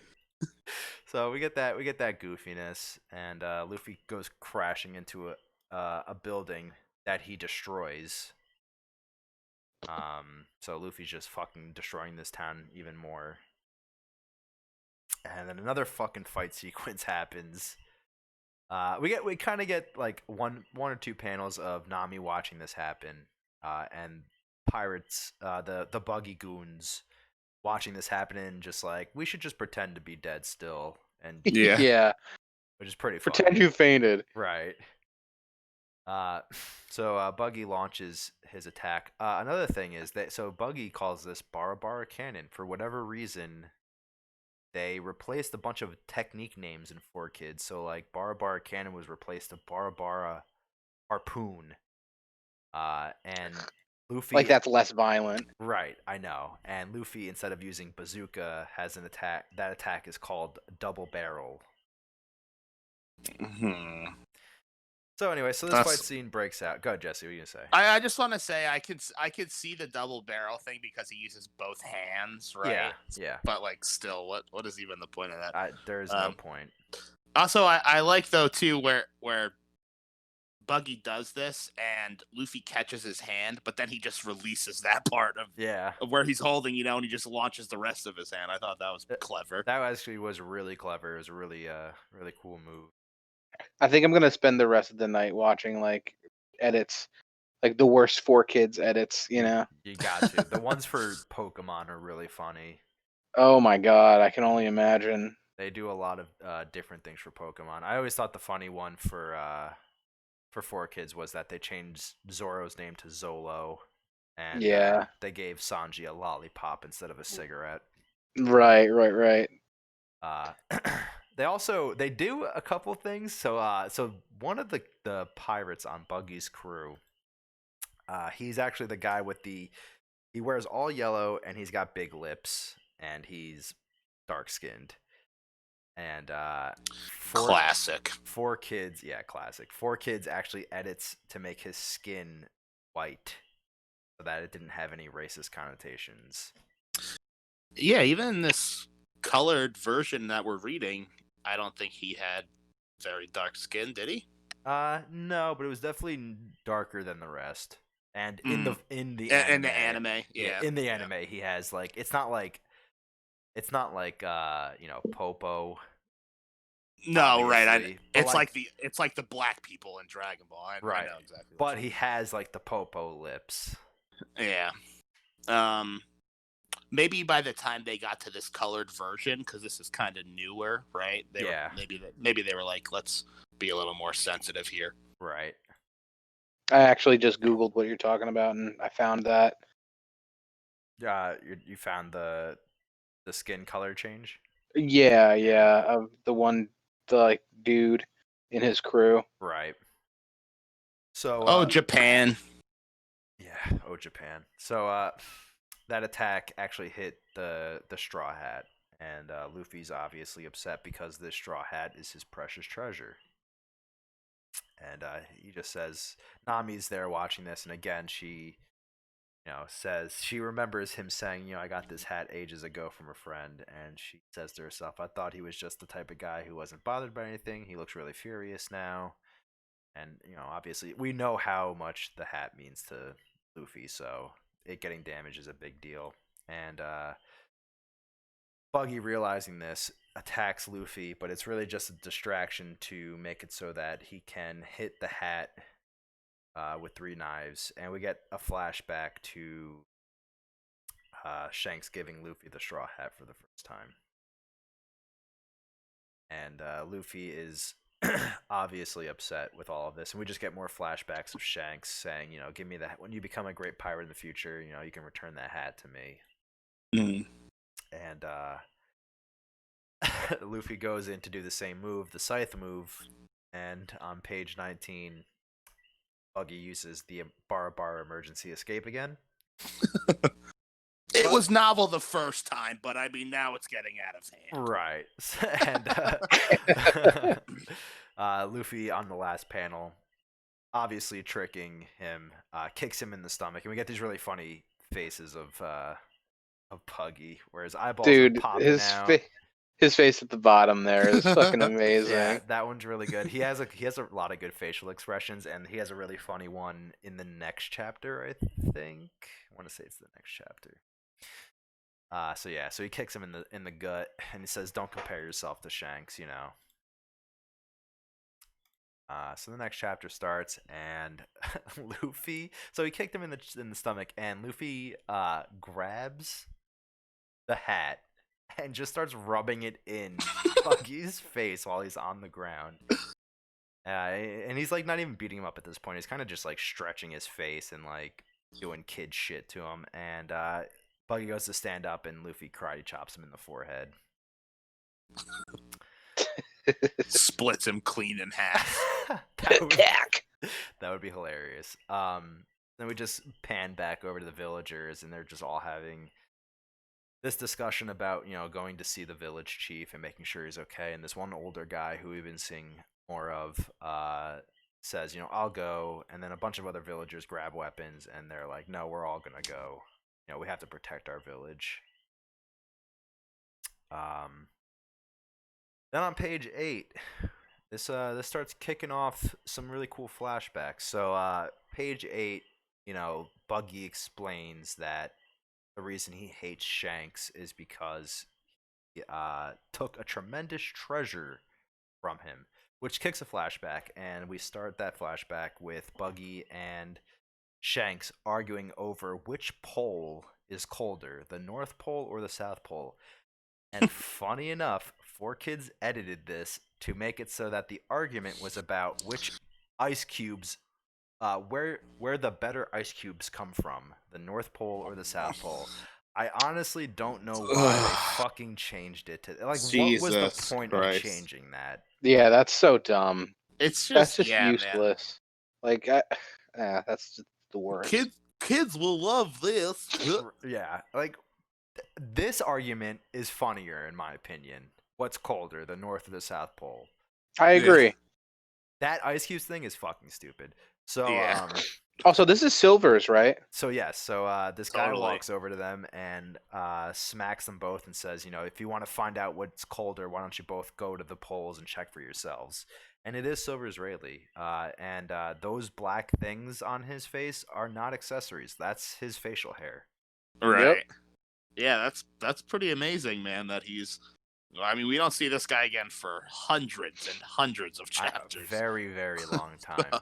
Very long time till we see him again. Which is really cool that we even got to see him this early and we like knew this character existed. But again, we never, if you weren't reading it at the time, you would just assume this is just some fucking nobody pirate, So the flashback goes on and there's a ship approaching them, and Shanks and Buggy are talking about going to fight this ship and taking the treasure. And Buggy says, like, the people on this pirate crew don't understand what it's really like to be a pirate because they don't care about treasure as much as he does. They don't care about because, like, we know whose ship they're on, right? So, like, the people on this ship are way less concerned about pirate treasure. Mm-hmm. So they attack this ship, and Buggy finds this treasure map of this crazy treasure lying on the seabed, and decides, I'm going to keep this for myself. Doesn't share it with his crew, and they go back to the time passes. It's night, and they're all partying back on their ship because they stole all this treasure. And Shanks walks in on Buggy and says, we're celebrating. We found a weird treasure. And Buggy, all nervous, like, what treasure? What are you talking about? And even Shanks at this point is like, I don't know what you're talking about. And then just skips to them. They're off. They're just talking about, what they're gonna do one day when they get off this ship. Shanks says, he wants to sail around the world as a pirate with his own ship. And Buggy says, I can understand and accept your fighting skills. If it weren't for your crazy way of thinking, I wouldn't mind taking you in as my crew member. And Shanks, obviously would never follow Buggy.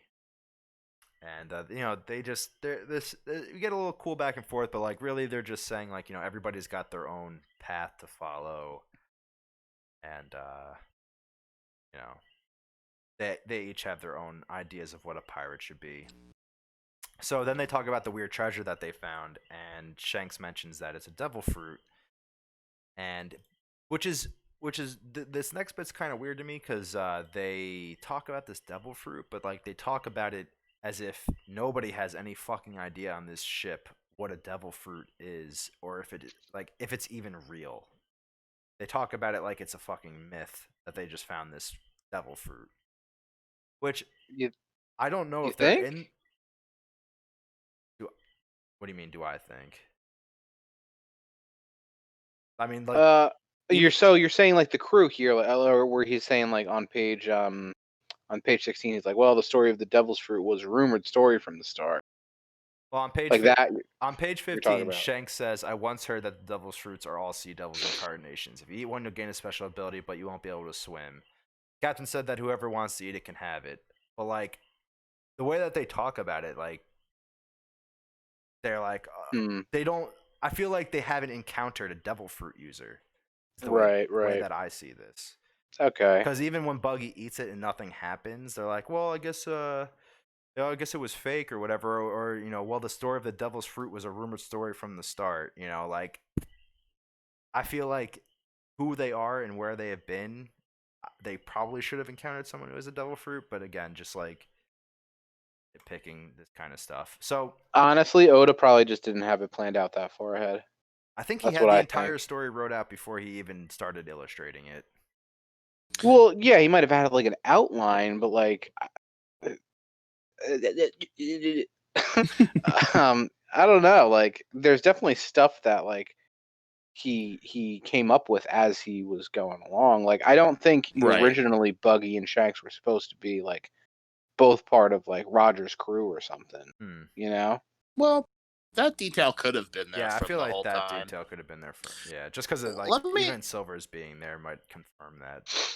let me ask you this: like, um, there's like 10 years between where we are right now in the story and when Shanks gives Luffy the hat, right? That's like a 10-year skip. I literally I could not tell you. don't know. Yeah, I Isn't don't. it like right in chapter 1? Isn't it just like a 10-year skip and then Luffy leaves the village? Are you talking about a 10-year skip from when Luffy gets the hat to now? Gets the hat Oh, like to I now. thought you Yeah, meant like right. when like Shanks was like a kid to now. Yeah. No, but Yeah. that's where I was going because like I was gonna say you figure if that's a 10-year skip right there and Shanks is already out and about on his own, I was going to ask like when you think this flashback takes place, like another 10 years before that or even like earlier than that. Like how old is Shanks supposed to be? Like maybe 30 or something? Yeah, maybe. Probably not even. Probably Yeah. he might be young. This might be 10 years before that. Who knows? Right. So this was probably a good 20 years ago. Without actually looking into this, I really don't know. I don't know how old Shanks is. So yeah, we'll just go back into this. So Buggy eats this fruit, or so he makes everyone think, because he just made another fruit look like a devil fruit and ate it, and everyone believed that it was a fake. And on page 17, we get this really funny couple of panels where Buggy has the treasure map and the devil fruit, and he's planning to leave the ship before anyone realizes that he stole it. And Shanks shows up, and Buggy hides the fruit in his mouth with the little leaves sticking out of his mouth. Yeah. And He looks like Donkey Kong or something. Right. He does look like Donkey Kong. That's funny. And Shanks even says, like, your face sure is a sight. And tells him, don't steal too much food. The cook's gonna get mad, and walks away. And he comes back and scares Buggy, and Buggy swallows this devil fruit. Which, as we were just told, when you eat a devil fruit, you become a hammer in the water. He drops the treasure map and jumps in after it, and obviously fucking drowns. And this flashback ends with Buggy saying that Shanks, jumped in to save him. And he goes, so I ate a 100 million belly worth fruit and became unable to swim, and I also missed the treasure lying on the seabed. And Luffy goes, oh, so Shanks saved your life? And he's like, Yeah. and that reaction with his fucking pose. Yeah, that Yeah. Ginyu-esque. Right. That was fucking hilarious. So and then Buggy launches up in the air and says, because I can't go to the seabed and get that treasure, I'm gonna make all of the treasure above the sea mine. And starts by launching himself at Nami, who's stealing his treasure. So get to chapter 20, which is another really cool opening panel. A lot of green in this panel. Lots of green. I love that motherfucker panda, dude. Yeah, that panda's awesome. Cool ass panda. He reminds me of Tommy Chong.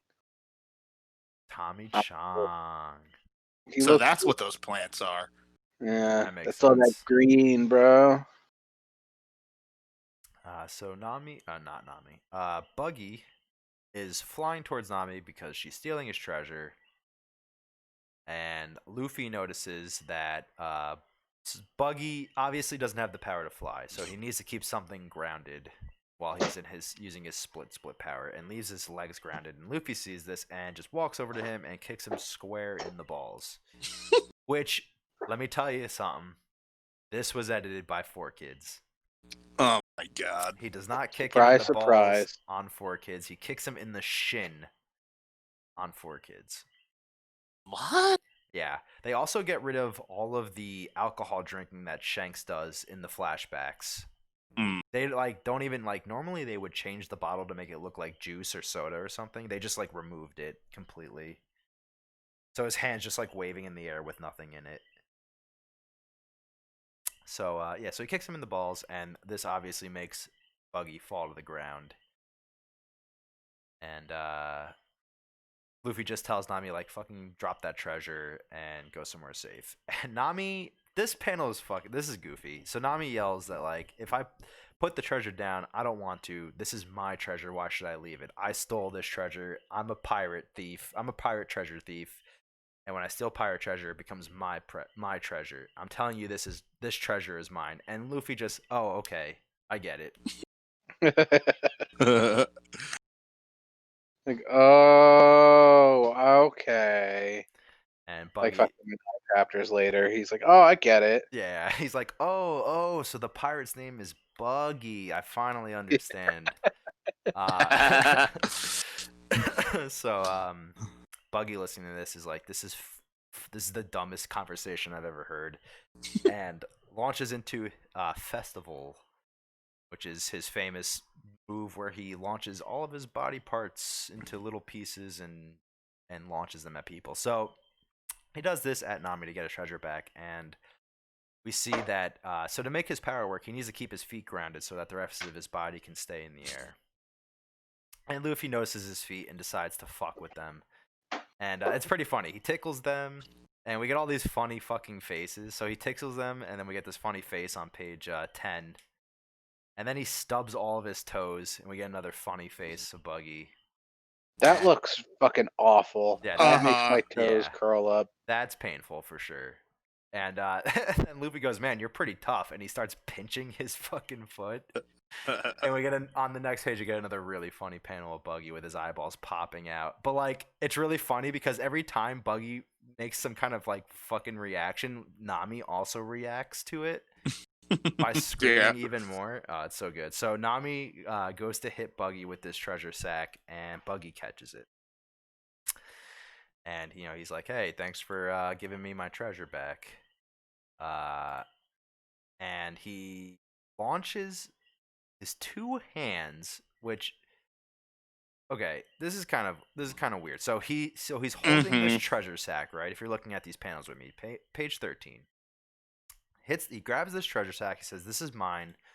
Then he launches his 2 hands, which means he's no longer holding this treasure sack. Right, he's like biting it. Maybe? Yeah, I think that's what it is. Oh, okay. It happens like instantly though. Right. Okay, It's not very intuitive. I would say you guys are right. It looks like the way that Oda drew it, he's like biting it. I was gonna say, why the fuck is Nami still like this? But okay. And then he's gonna stab her in the back, And Luffy, obviously seeing all of this unfold, runs up and donkey kicks Buggy in the face. And we get another really funny Buggy face or two. It's actually a really nicely drawn panel. And the one thing that I think I've said this in the last Dunce Piece episode was I really like the way that they digitally color One Piece. I think it's like the best digitally colored manga because they don't hide the lines that Oda drew. Right. They just colored them. Like, I feel like I said, I brought up that there's a team coloring One Punch Man, and the way that they color it, it looks really nice, but they get rid of so much of the detail and so much of the line work that it doesn't look as well drawn as it should, whereas like these guys do a really nice job of keeping all these lines that Oda drew, and they just color on top of it. Yeah, because the lines they offer so much for like speed and momentum and stuff. Right. Yeah. I mean, if you take away those lines, you're losing a lot of the action of the scene. Absolutely. Yeah. No, they do a fucking awesome job. Yeah, they do a really nice job. This is a fan edit. Yeah. Like this is okay. This is all done. This is all done by a team. But it's Shueisha, right? It's like an official publication. I don't know. I think this is like digitally colored by a team. Not sure. We'll have to find that out. I thought that it was an official, Shueisha thing, but the translation is by fans. I mean that could be it. I don't know. I always thought that this was digitally colored, like the way that JoJo is digitally colored by like a team of people, not like licensed to do it, But I don't know. I could be wrong.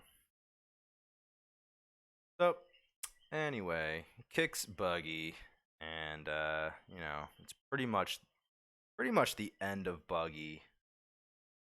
Oh, we get one last little thing with him. We get one last little thing. So Buggy's still alive. After they grab the map and they grab the treasure, and Buggy's head's floating up. He's still alive. And on page 18, he calls back his parts, and on page 19, we get Little Buggy. And Little Buggy. this is my favorite variation of Buggy. This is a great picture of Buggy, and we go ahead, Jesse. Before I continue, what would you want to say? Oh, I was just gonna say, how could this not be your favorite iteration? Right. I will say I do like all the different changes and iterations of Buggy we get throughout the series, but this one's definitely the best. But we see that Nami tied up all of his other body parts, which is really smart thinking by Nami, and I really don't know where she found the time to do this, but she did. Just happens. And Luffy uses his famous Gumu Gumu double barrel to launch Little Buggy away. And that'll be the end of Buggy. Bye-bye. Thanks Bye-bye, for Buggy. being here. Adios. Which is funny because he needs to be in certain proximity of the rest of his body. So I would assume the body parts that were all tied up like went flying in the same direction, like a couple seconds after he went flying, you know? Yeah. So the last chapter that we're going to cover today, Luffy starts off with Luffy and Nami both being happy that Luffy won, and Luffy says, now you're going to be a crew member, right? And again, Nami just says, no, I'm just cooperating with you because it serves us both to do so.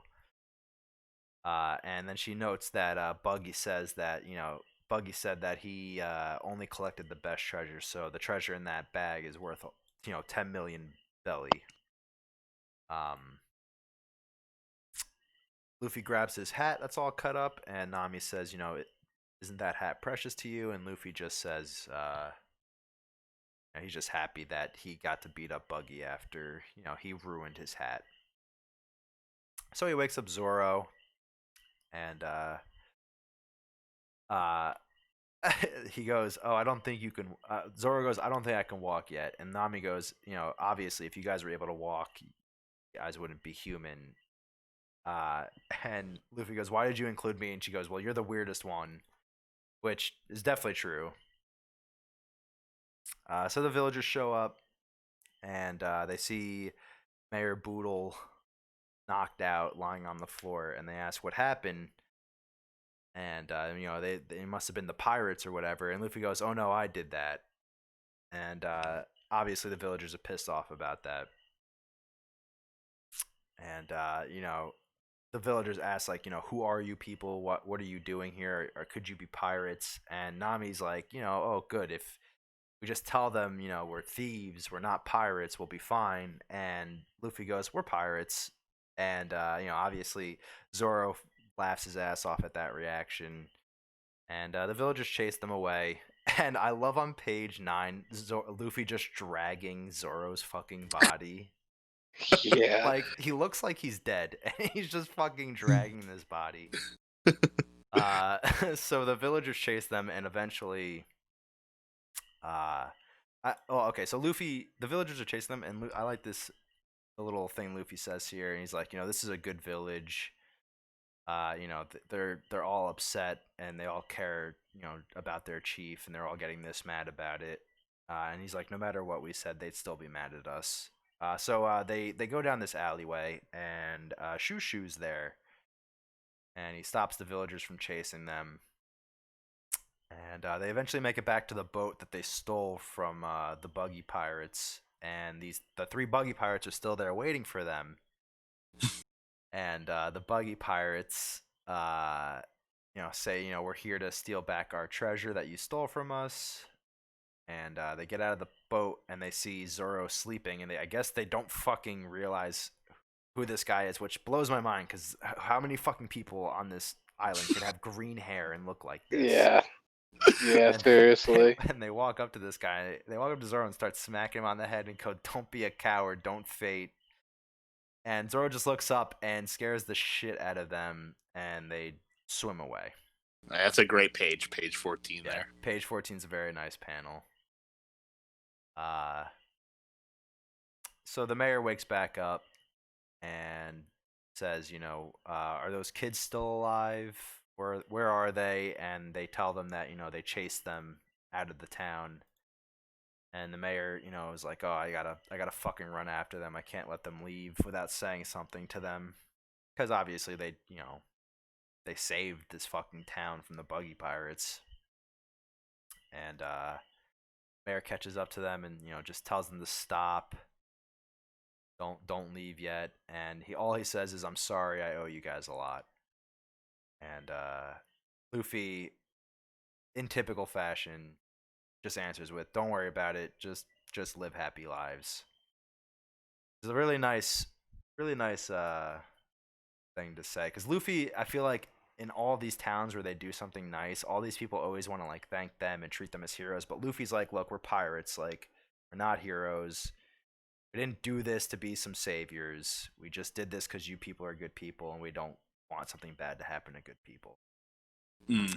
I love it. Yeah, and the last page of this chapter just ends with Nami trying to throw Luffy overboard because he gave half the treasure to the village. And then we get some little narrator stuff, and it just says the next island. We're getting a little, to be continued watching kind of thing to the Forest of Judgment, which I'm pretty sure I know what it is, but I usually just skip this stuff when I read through One Piece, so it'll be fun to read through that. But that's the last page that we're going to be covering. All right. So that was the Orangetown arc. Got a little bit more information on the world. It's building. pronounced Orangetown. Oh, sorry. Potato, tomato, you know what I'm saying? I do. But we also before we go into what we're going to be doing next real quick, what did you guys think? Let me get your thoughts on this arc. Did you like it more than the first arc? Did you like it less than the first arc? I liked it more than the first arc for sure. Yeah. I like Nami. I think she's awesome. I like Buggy. I think he's awesome. And the action was better as well. Mm-hmm. A lot of the backstory with like the flashbacks with Shanks. Anytime we get to see Shanks, is pretty good. Yes. Some of the stuff wasn't the best. Like, I mean, we've already nitpicked a little bit. Mm-hmm. One thing I didn't like was the mayor's hair. Okay. I think his hair looks stupid. Don't like Mayor Boodle's hair. Okay. Yeah, I think it's because he's supposed to be like a poodle, maybe. Oh, that's possible. I mean, his name's Boodle. Yeah, that just struck me. I thought he was supposed to be like a noodle. But yeah, it's good. It's good shit. The story still feels like pretty small, which is Right. like charming in its own right. But nothing crazy is really happening yet. But very fun. We've got the first three here. Yeah, like this. This arc, Zoro and Luffy are more teammates rather than the first arc is just kind of them meeting. Right.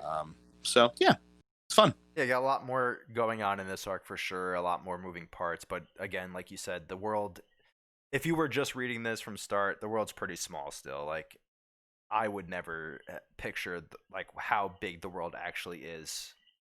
Like how much we know how much the world is at this point, So yeah, it really gets wild. It's awesome. Yeah. Plus, we get like Evan also said, we get a lot more story stuff. Where like the first arc is more of just introductory kind of thing. We don't really know a lot about anything. We get a lot more backstory and world building from this arc, which I liked a lot.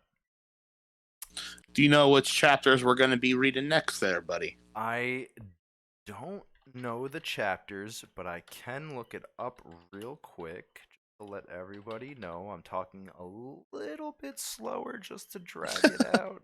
Well, Evan, do you happen to know the chapters for next week's Kingdom read through? I don't because it's been so long, so I'll double check that for us. It really has been a long time since we've gone over Kingdom with that holiday break we took there. Mm-hmm. Okay. Absolutely. Really excited to get back to it because I Me honestly too. don't even remember what the fuck was going on. We have some really cool stuff coming up in Kingdom. So the next arc we're doing is the Syrup Village arc, and it is chapters 22 to 41, which is 19 chapters. So I might cut that a little bit. Just because we did 13 chapters here and we're 2 hours in. Yeah, it depends on like how much content is in the chapters too, but Right. yeah, we can just call it like that for now and then see what happens on the next episode. Exactly. But before we end this episode, we have another week of doing Rooster Fighter. Wait, what?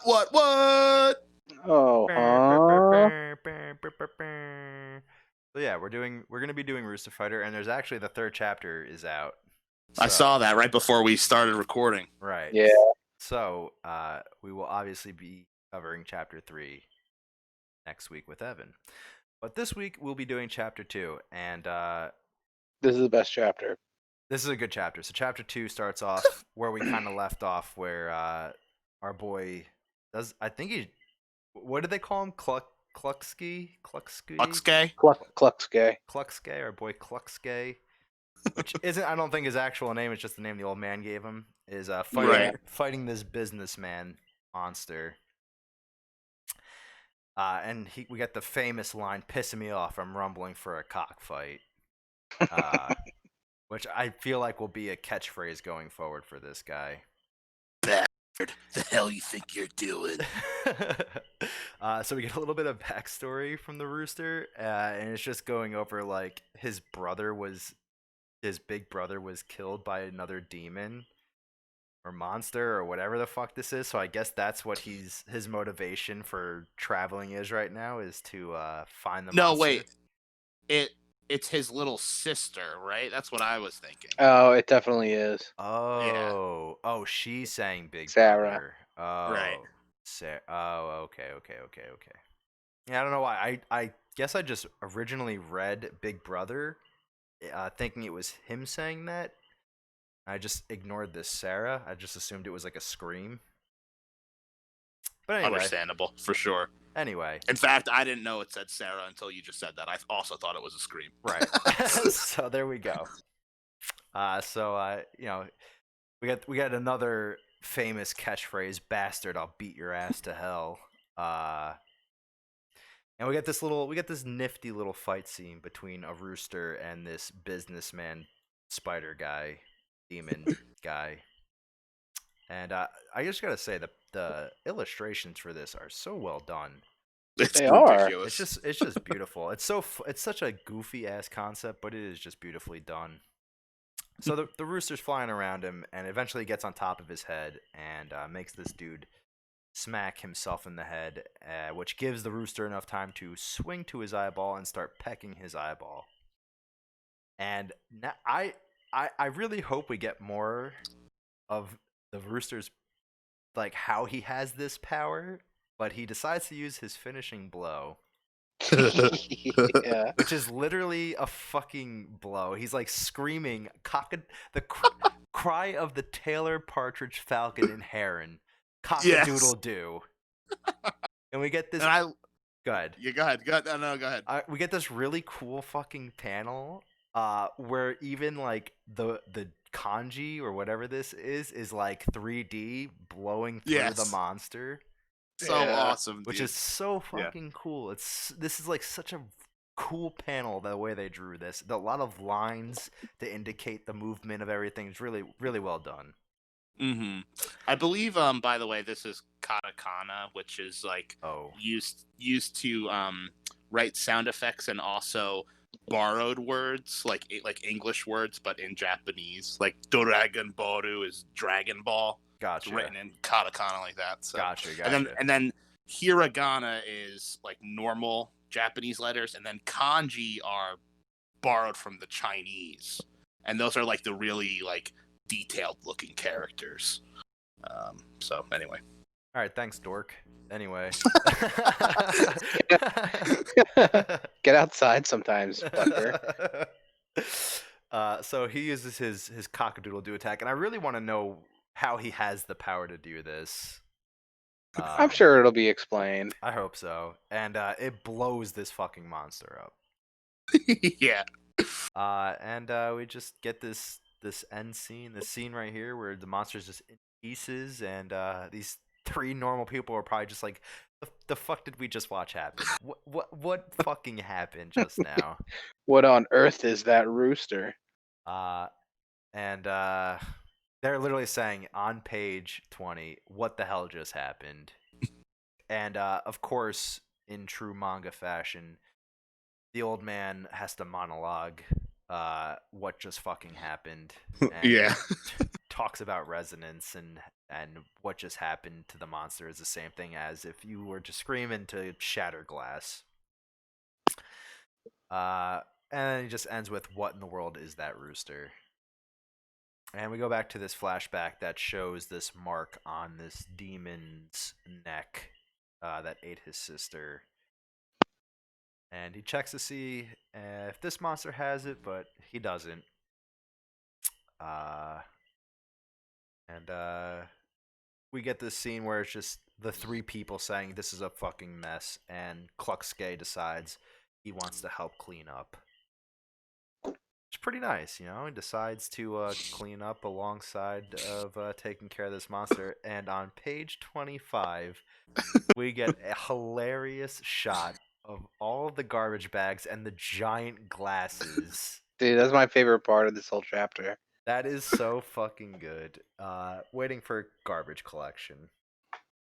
And the kids realize, you know, that they fucked up and that this rooster is really fucking awesome. And as they're saying that, the rooster disappeared, leaving the old man to say, Tsukai. Okay. So we the last couple of panels here are the rooster leaving and monologuing, saying he's a migratory bird roaming the wild lands, and that he returned his debt to the Gramps character for feeding him. And he goes, I beat down that Kiju, and I also cleaned up the entire yard. A bird does not foul the nest it is about to leave. That is my pride. I really like all the bird stuff. I like that he's like this badass, but he's still a rooster, and he acknowledges that he's a fucking rooster.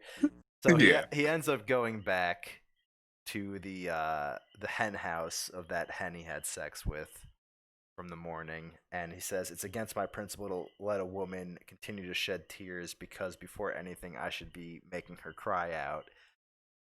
And he walks up, and there's another rooster having sex with his hen.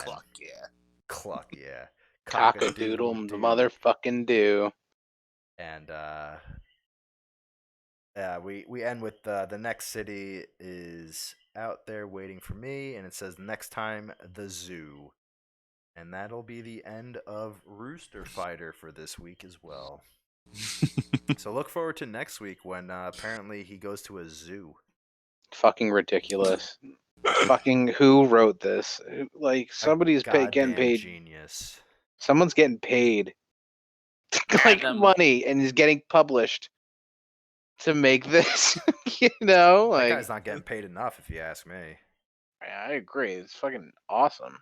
Adam, how many chapters was Draggin? It was short, like 30 or so, maybe. Okay.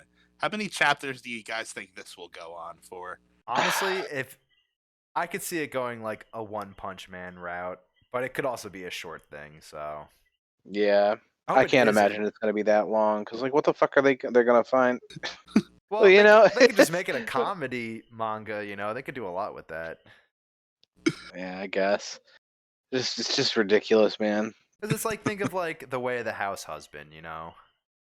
Well, The Way of the House Husband's fucking perfect. I know. I love that fucking manga, and that'll be a fun one to cover. Yeah, I agree. But Jesse, have you read that? No, but you've talked to me about it a couple times. It's definitely a must read. It is hilarious for anybody that hasn't read it. I'm not into comedy manga. I like comedy in my manga, but I don't want to specifically read something that's just supposed to be funny. That changed my opinion for sure. That is the funniest fucking manga. It like literally makes me laugh out loud. But It's a really funny concept from what Evan's told me. before we get like crazy off track with all this, I think we should just end it. Yeah, that's probably a good idea. Just recap. We will be back next week with Evan hosting KINGDUMMIES, where we continue. I think we're on the Battle of Sanyo still. Yeah. I don't actually. Yeah, we're in remember, Sanyo. but something like that. So we'll be back next week, and from everybody at Mangaki no Tsukai, just want to say thank you for listening. Please remember to subscribe and comment and show your friends and all that good jazz. And thank you so much for joining us today. Bye, everybody. Thank you. Take care. Bye.